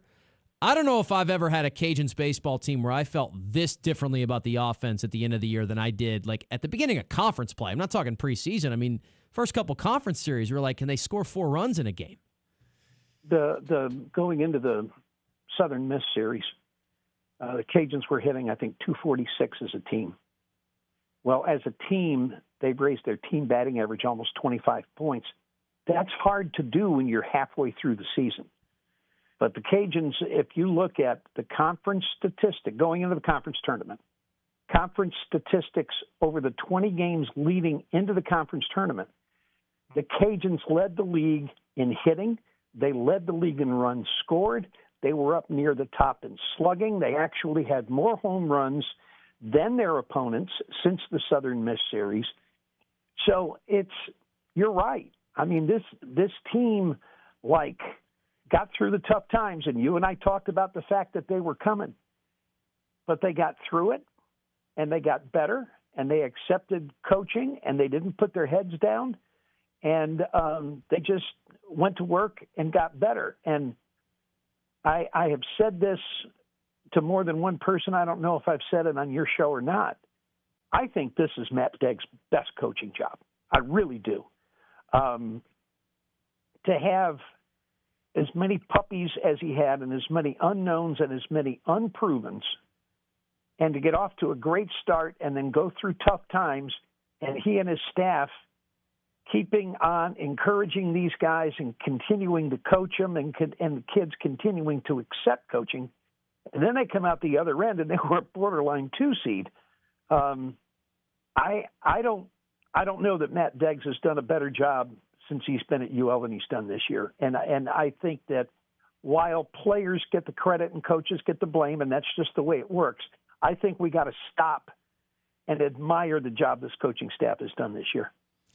Jay Walker is our guest voice of the Louisiana Raging Cajuns. He joins us here in the LohDown. I do want to talk about one more thing from Montgomery, Jay, and that's just how kind of wild all the scheduling was. And we know when you get into conference tournaments, you can have rainouts and delays and maybe a venue change in here and there. This team had maybe more of that than we've ever seen because they play games at Troy. And while, look, it's not like they drove across the country, it's not exactly an easy trip to get there and back from Montgomery. It's, more than an hour? And they did it 4 times. I know you're probably feeling some of the effects of that as well, of all that travel. Is it enough time? What do you make of this team trying to come down from what was a grueling week? I know they had an illness going through as well. I know Owen Galt was affected by it, and hopefully he's feeling better. What do you make of that element of it, knowing that, we're only, as we mentioned, it's already Tuesday. You're only a few days away from getting back on the field. This team's not a bunch of wusses, I can tell you that. Yeah. You know what? I didn't hear anybody complain. And it was like, okay, this is what we got to do. All right, let's go. Let's go play. And that was kind of their attitude the whole time. Montgomery every year gets ripped because attendance isn't really good. Oh, well, they ought to do it here. They ought to do it here. They ought to do it here. Having Troy as an alternate site, and it's about an hour's drive, but having Troy as an alternate site saved that tournament this year because it was getting ready to get called, and Southern Miss just declared the winner. But they were able to secure the alternate site. They were able to play games there, and they got the tournament in. So, when that thing, we're thinking about moving to Troy, nobody was excited about that. But the bottom line is they had to get the tournament in, and they got every game in. So I'm going to give the conference office some credit. Now, I got plenty to criticize them about, okay? But I'm going to give them credit for making the right decisions as far as scheduling and rescheduling and getting that thing done. Yes, it was a bigger burden on this baseball team, but you couldn't put the other bracket over in Troy because Troy was in it. So you were able to play games that were technically at a neutral site because Troy wasn't a part of it, and you got all the games in. And so I give a lot of credit to the conference office for making that happen. Now, we could do a whole show about criticizing the conference office. I certainly could do that. But in that particular case, I thought the conference did a great job. I am with you there, and I will, as you said there, we don't have to get too far into it, but let's get the announcer situation situated next year, maybe on site. That'd be a nice step in the right direction. But hey, I got to hear you, which was cool, and it was not related to the same thing I'm talking about. But hearing your voice on the call for one of those games, a little more convenient. Usually, you got to do all that work to sync stuff up. It was just, it was right there. So before we let you go, Jay, we'll move from that back to this regional. I know you've gotten a chance to be a part of a bunch of these. I've said before, it's my favorite. It's maybe my favorite sports weekend of the entire year to watch it at high volume. But for you to get a chance to be a part of it, obviously call these games. What do you look most forward to about the weekend? And, what are you kind of expecting to see once we get out there? Well, I think, and I have to go back and count, I think this is my 19th or 20th regional that I've covered. And you know what? When you're playing this weekend, Rove used to say it, because every year on Memorial Day, he would barbecue for his wife and kids every year. And he always said how good the barbecue tastes has everything to do with whether or not we saw our name come up on ESPN. If we did, the barbecue was delicious, and if not, it tasted like skunk. So when you're playing this weekend, it means you've had a heck of a year. And it means that you're one of 64 teams that has a chance to win a national championship. So every regional has been special. Everyone has been different. But I can't say that there's ever been a really bad one. Weather has played a part on some of them, and it may this weekend because the weather forecast in Starkville is not good. But this is 4 times in 5 years now that the Cajuns have been in a regional under Matt Deggs. So I think anybody who wanted to criticize him at the beginning of the year, I think they can all go sit in the corner now, because the man and his staff have shown that they can have consistent excellence in this baseball program, and they have with 4 regionals in the last 5 years. It is well said, and I'm with you, Jay. Even the last time I checked, the forecast has perhaps gotten a little bit worse, but hopefully we'll get these games in. We'll see how it all plays out, and I wish you safe travels, and we'll see if this team finds a way to still be playing come next week. Well, if they are, you're going to be busy, and I hope you are. But that's a conversation for next week. Looking forward to doing the games. Looking forward to being in Starkville. And as always, appreciate you having me, and go Cajuns. There it is. Our friend Jay Walker, the voice of the Cajuns, giving it all to us here on a Tuesday edition of the show. As we mentioned, one day later than usual, given the holiday. All right, we'll take a timeout. We've got more coming up after the break. It is the LohDown, ESPN Southwest Louisiana Sports Station. This is the LohDown with D-Loh, live on ESPN 103.7 Lafayette and 104.1 Lake Charles, Southwest Louisiana's sports station. This game isn't fun. This game is a war. It's time for the 2-minute drill. Hurry it up, hurry it up, hurry it up! Powered by B1 Bank. Visit b1bank.com to find a location near you. Come on, let's go, you guys! Get in here, we gotta go fast now. The college baseball regionals are set, and the Louisiana Raging Cajuns are heading to the Starkville Regional, hosted by Mississippi State. Joining the Cajuns and the Bulldogs are Lipscomb and Cincinnati. Lipscomb and Mississippi State will open up the regional at 1 p.m. on Friday. Then the Cajuns and the Bearcats will get the late game at 6 p.m. that evening. The winner of the Starkville Regional will face the winner of the Athens Regional, hosted by Georgia, next weekend in the Supers. The Houston Astros no-hit the Texas Rangers last night en route to a 9-0 victory. Tetsuya Imai went 6 innings in the combined no-hitter with 4 walks and 2 Ks. Game 2 of the series will be tonight, and it'll be Jason Alexander versus Jack Leiter. First pitch is at 7:05 p.m., and you can listen to it on News Talk 98.5 FM and 1520 a.m. And around the AL West, only one other game was in action, with the Seattle Mariners taking a 9-2 victory over the Athletics. With those results, the Athletics still sit in first place, with Houston now only 3.5 games back. Last night in the NBA, the New York Knicks swept the Cleveland Cavaliers after their 130-93 win on the road. With that win, the Knicks have swept their last 2 rounds and will get another extended break as they wait for the winner of the Western Conference Finals to see who they'll play in the championship series. Speaking of the Western Conference Finals, Game 5 between the San Antonio Spurs and the Oklahoma City Thunder will be tonight in OKC. The series is tied up at 2-2, but the Thunder are a 5.5-point favorite tonight at home. Tip-off is at 7:30 in the Paycom Center. I'm Blake Persher, and you're listening to ESPN 103.7 Lafayette and 104.1 Lake Charles, your home for the LSU Tigers and the Houston Astros. The 2-minute drill has been powered by B1 Bank. Visit b1bank.com to find a location near you. Make sure to set your alarm and tune in Saturday mornings at 10 o'clock for Sports Shorts here on ESPN 103.7 Lafayette and 104.1 Lake Charles. Join me, Ronnie Rance, and the Sports Shorts team of Tommy Christsan, Hunter McCann, and the crazy man, Joel Davis, as we break down the sports and teams that you love. The LSU Tigers, New Orleans Saints, and everything in between. Tune in Saturday mornings from 10 to noon for Sports Shorts here on Southwest Louisiana's Sports Station.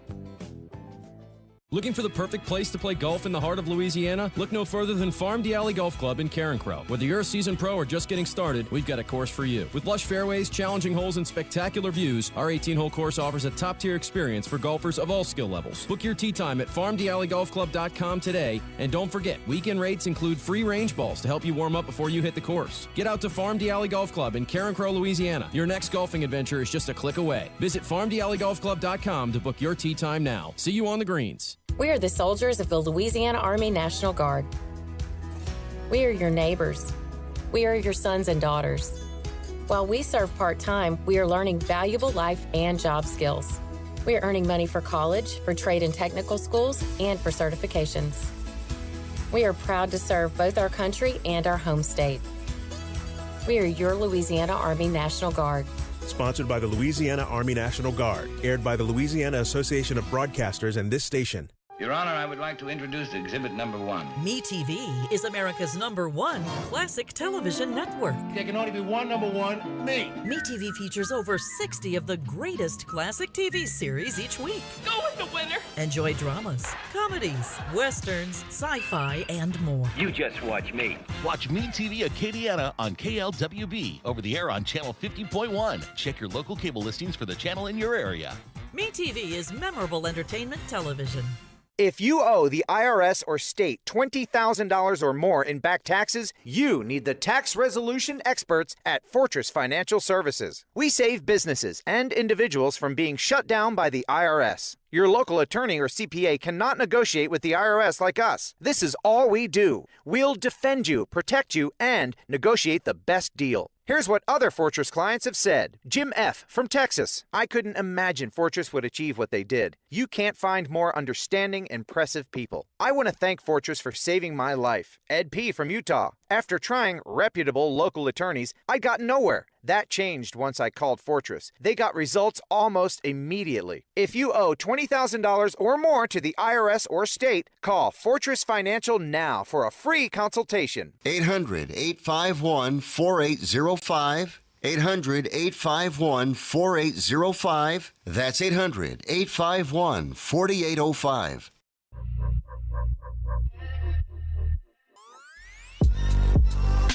Back to the sports talk you not only want, but need.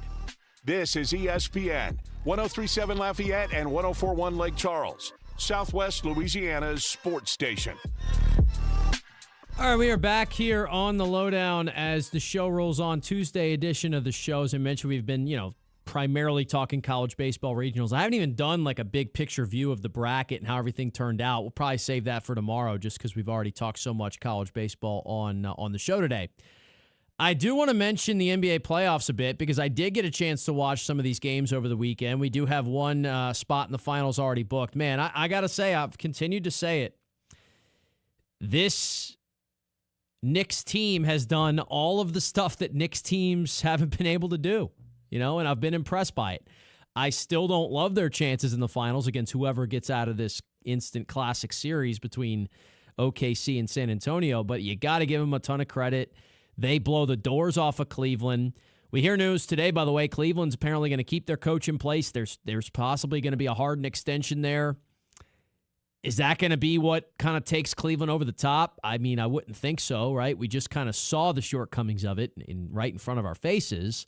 I know they can make some other tweaks to the roster and things of that nature, but it didn't feel like Harden was maybe he was the stabilizing force that helped them secure a really solid season and a deep playoff run, but it didn't feel like he was going to be the missing link to put them over the top. Anyway, that's neither here nor there. The level of dominance the Knicks did this in, and the quick runs. I mean, last night, this game was like somewhat competitive, back and forth, first 10 minutes. I did love how they showed you all the intros on the broadcast. They've been kind of doing that in the playoffs a little more, which is cool. Makes you feel like you're in the arena. I mean, that place is going bonkers. And, I was having the flashbacks to LeBron days, right? Because they had the old logos and everything. And early second quarter, all of a sudden, it's like the Knicks decided, yeah, we're not doing this anymore. And shout out Jose Alvarado, who was awesome last night. I mean, he had steals all over the place. But at the same time, Cleveland just looked like a team that was maybe ready to get ready towards the offseason. I mean, they just could not get it done. And, now they move into the offseason, as you mentioned, with some interesting questions, some of which they've already given answers to, I guess, with the decisions to retain, your coach and one of your best players in the backcourt. The San Antonio OKC series, as I said before, this is one, even, a casual NBA fan, talking about two 60-plus win teams going at it now. We said it smelled like 7 games from the very beginning, and it has. San Antonio gets their game back there in OKC, or rather in San Antonio, I should say, to even the series up at 2 apiece.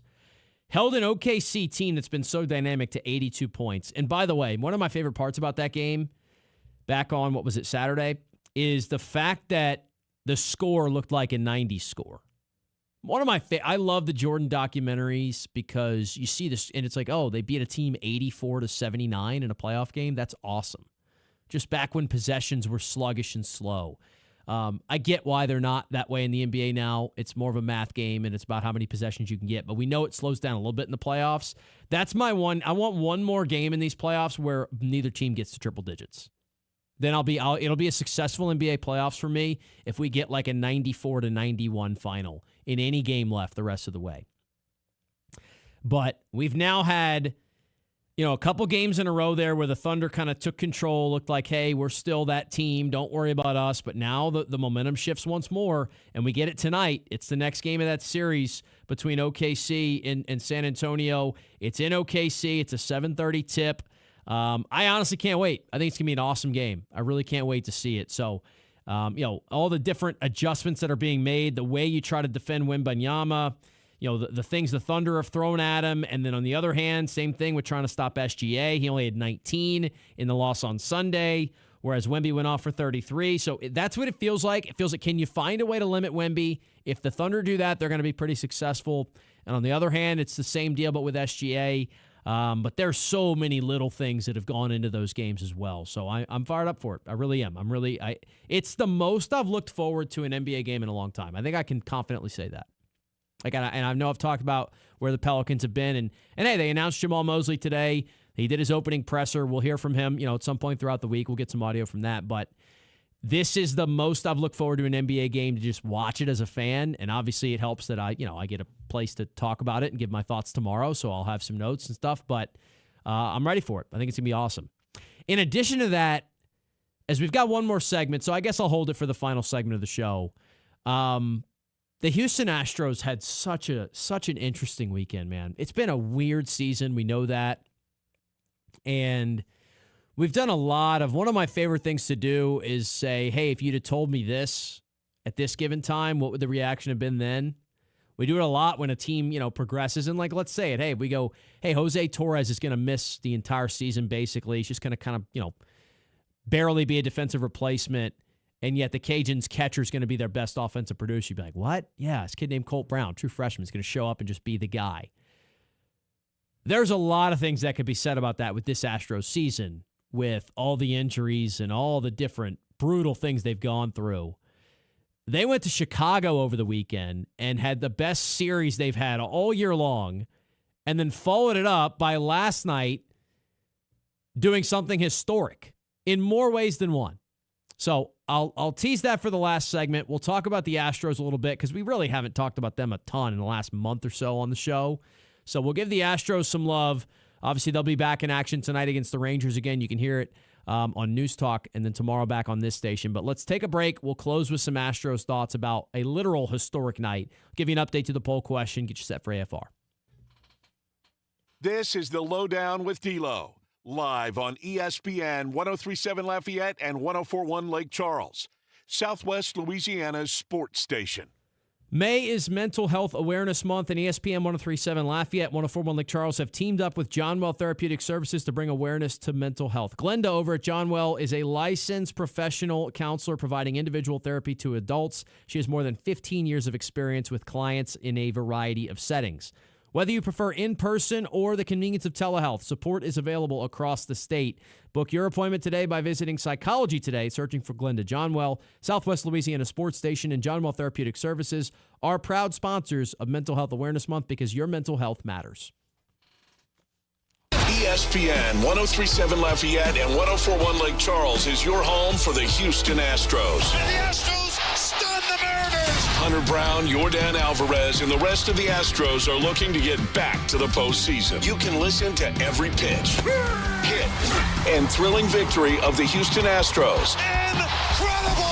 As Robert Ford and Steve Sparks will be on the call. Tune in this season for live Astros baseball on Southwest Louisiana's sports station. May is Military Appreciation Month, and ESPN 103.7 Lafayette and 104.1 Lake Charles and Nolan's Lawnmower Sales and Service in Carencro will be honoring our military all month long. Nolan's is locally owned and supports our military community every day. We honor and salute because freedom isn't free. May is Military Appreciation Month, and we salute you. Powered by Nolan's Lawnmower Sales and Service in Carencro and ESPN 103.7 Lafayette and 104.1 Lake Charles. It's 9 a.m. You just received a voicemail from your boss. Hey, Janet. Heads up. We got an important meeting coming up Thursday. The big guys are coming into town, so I need you in charge of lunch, and we've got to look good. Luckily for Janet, she knows a place, and she knows her boss will be impressed. Honey Baked Ham can cater your next event. Delicious and freshly sliced deli trays, box lunches with sandwich, chips, and dessert. Or try our fresh salad boxes and the perfect touch with a meat and cheese tray. Honey Baked Ham Company. Hi, I'm Nancy Landry. No matter what part of our great state you call home, Louisiana's elections are an important part of who we are. In 2026, closed party primaries will change how some of those elections happen, so you'll want to know what to do. Keeping your registration current ensures you'll get the right party-based ballot. Remember, this change only applies to certain offices. To learn more, visit govote.com or download the GoVote app. Paid for by the Louisiana Secretary of State's office. Oh, look who's here. Everybody Loves Raymond is on MeTV. Who told you that? Raymond! America's #1 classic TV network. Nothing even comes close. Enjoy 2 back-to-back episodes every weeknight. We're doing it twice. Watch Everybody Loves Raymond. Yeah, it's all about you, Raymond. Weeknights starting at 8 on MeTV. Watch MeTV Acadiana on KLWB, over the air on Channel 50.1. Check your local cable listings for the channel in your area. I've been driving trucks for a long time. Safety is my #1 priority. I know that my truck has huge blind spots. That's why I remember to check my mirrors often for smaller vehicles. Everyone can help keep our roads safe. Next time you're behind the wheel, try to avoid lingering in those blind spots. It can be dangerous. Let's all plan to share the road safely. Learn how at www.sharetheroadsafely.gov.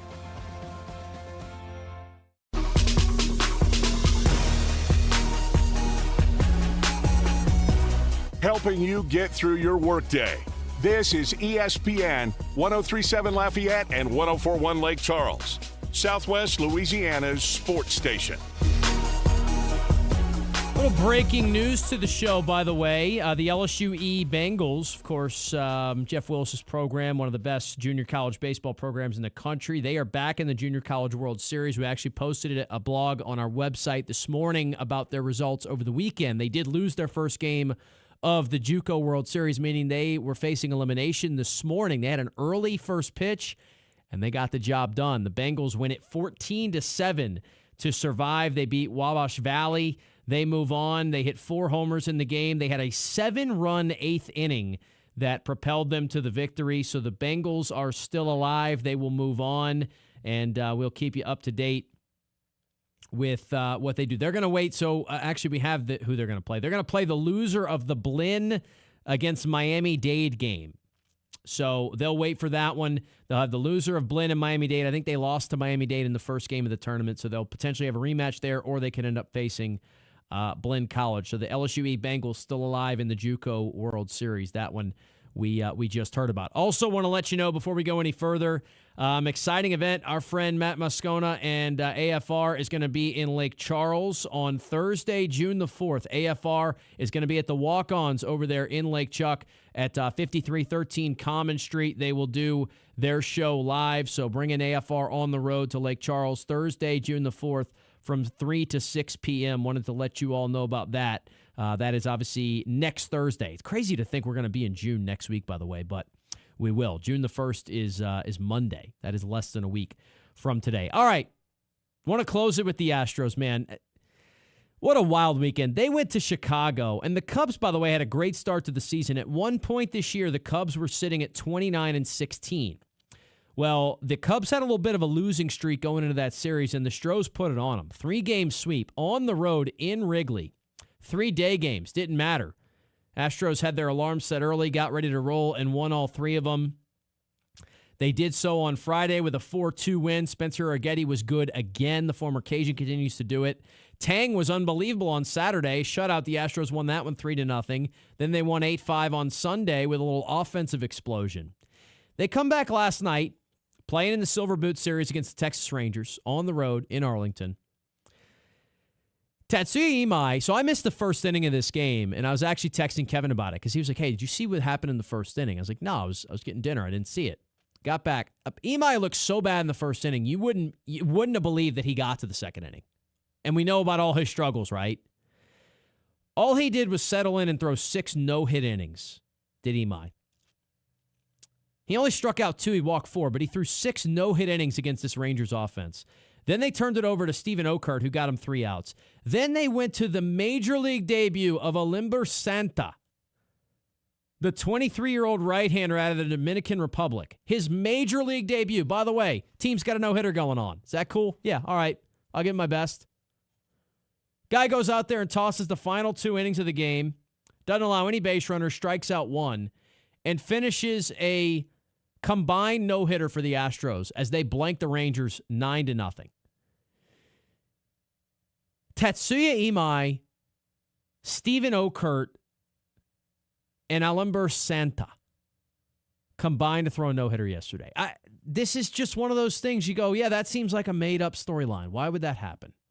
And that's kind of the beauty of sports, in a way.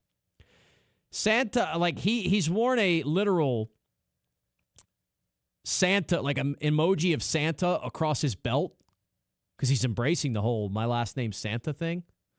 Obviously, like, he's from the DR, so probably a much more common name over there than it is over here.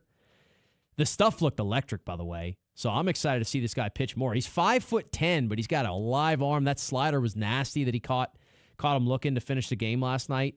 The Astros, by the way, since 1962, saw this stat. This is courtesy of the Space City Network folks because they threw this graphic up after the game.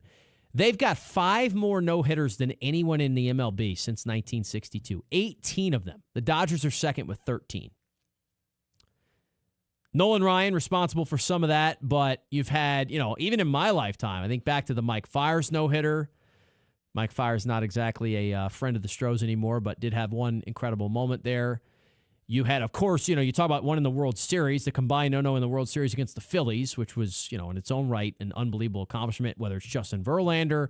Now you get this combined no-no kind of out of nowhere with an interesting cast of characters. And it just continues what's been an episode of The Twilight Zone for this Astros season. Hasn't all been bad. As I said, last night was unbelievable. The Astros won 4 straight, season-long winning streak.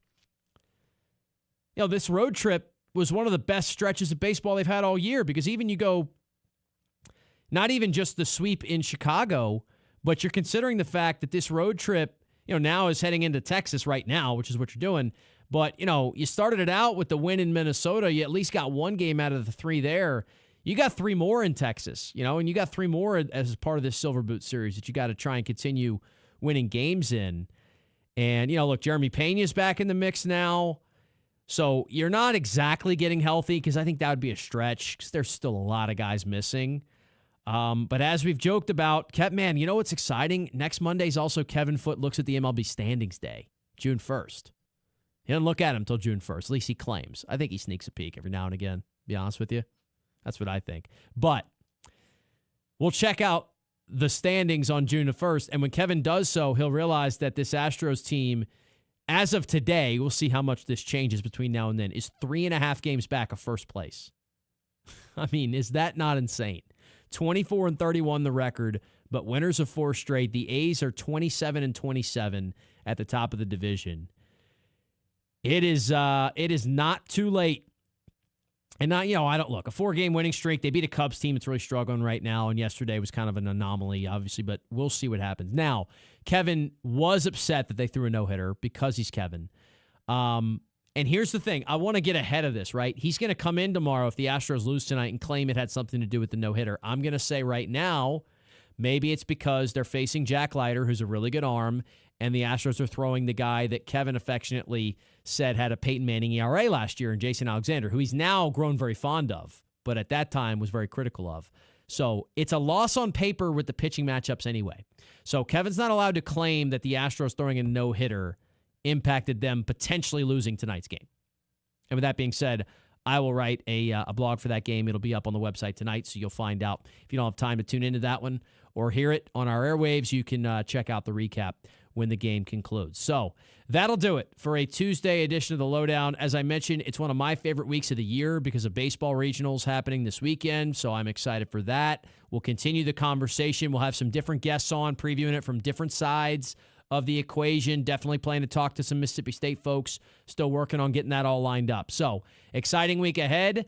Appreciate our lone guest today, Jay Walker, of course, the voice of the Louisiana Raging Cajuns, going back through what was a busy week in Montgomery/Troy, and now looking forward to a trip to Starkville as the Cajuns are, a handful of wins away from a super regional, which would be an awesome step, something they haven't yet done under Matt Deggs. We'll be back tomorrow, same time, same places, ESPN 103.7 Lafayette and 104.1 Lake Charles. Until then, though, AFR is up next here on Southwest Louisiana's sports station. It's the Cajun Heartland State Fair. LUS presents the Cajun Heartland State Fair, now through May 31st at the Cajun Dome. Experience the thrill of the AMP Midway, or step back into Jurassic times with the Dinosaur Takeover and Mini Golf Challenge. Mosey on down to Cowtown to visit the Barn and Petting Zoo, discover new tricks at Magic Mr. Nick's, and groove to live music daily at the Coca-Cola Community Stage. Don't miss the 38th annual Cajun Heartland State Fair, now through May 31st at the Cajun Dome. For fair hours, tickets, and more information, visit CajunDome.com. The Cajun Heartland State Fair. Go, go, go, go. Fight, fight. Go, go, go, go. Fight, fight. Go, go, go, go. Fight, fight. Attention first responders, police officers, firefighters, military and former military personnel. If you have an acre or more of grass to cut, Skag zero-turn mowers would like to thank you by offering you a special discount with their Simply the Brave First Responders program. Save big money on the industry's top-rated zero-turn mower at Nolan's Lawnmower in Carencro. Nolan's can offer well-qualified buyers 0% financing for 48 months. Come by Nolan's Lawnmower at 3547 Northwest Evangeline Thruway and check out the full line of Skag zero-turn lawnmowers. Tax season doesn't have to be stressful. Not with Black & Gold Tax Service in your corner. Conveniently located on Main Street in Broussard, we offer in-office appointments and virtual consultations. You can upload your documents to our secured portal, and we offer secure digital drop-offs. Members of the Better Business Bureau, we proudly serve South Louisiana and all 50 states with integrity, expertise, and personalized care. Visit blackandgoldtax.com and let Black & Gold Tax Service make taxes easy. Black & Gold Tax Service, where accuracy meets Acadiana pride. Live from Upper Lafayette, this is ESPN 1037 KLWB Carencro Lafayette, KLCJ FM Oak Grove Lake Charles 1041, a Delta Media station.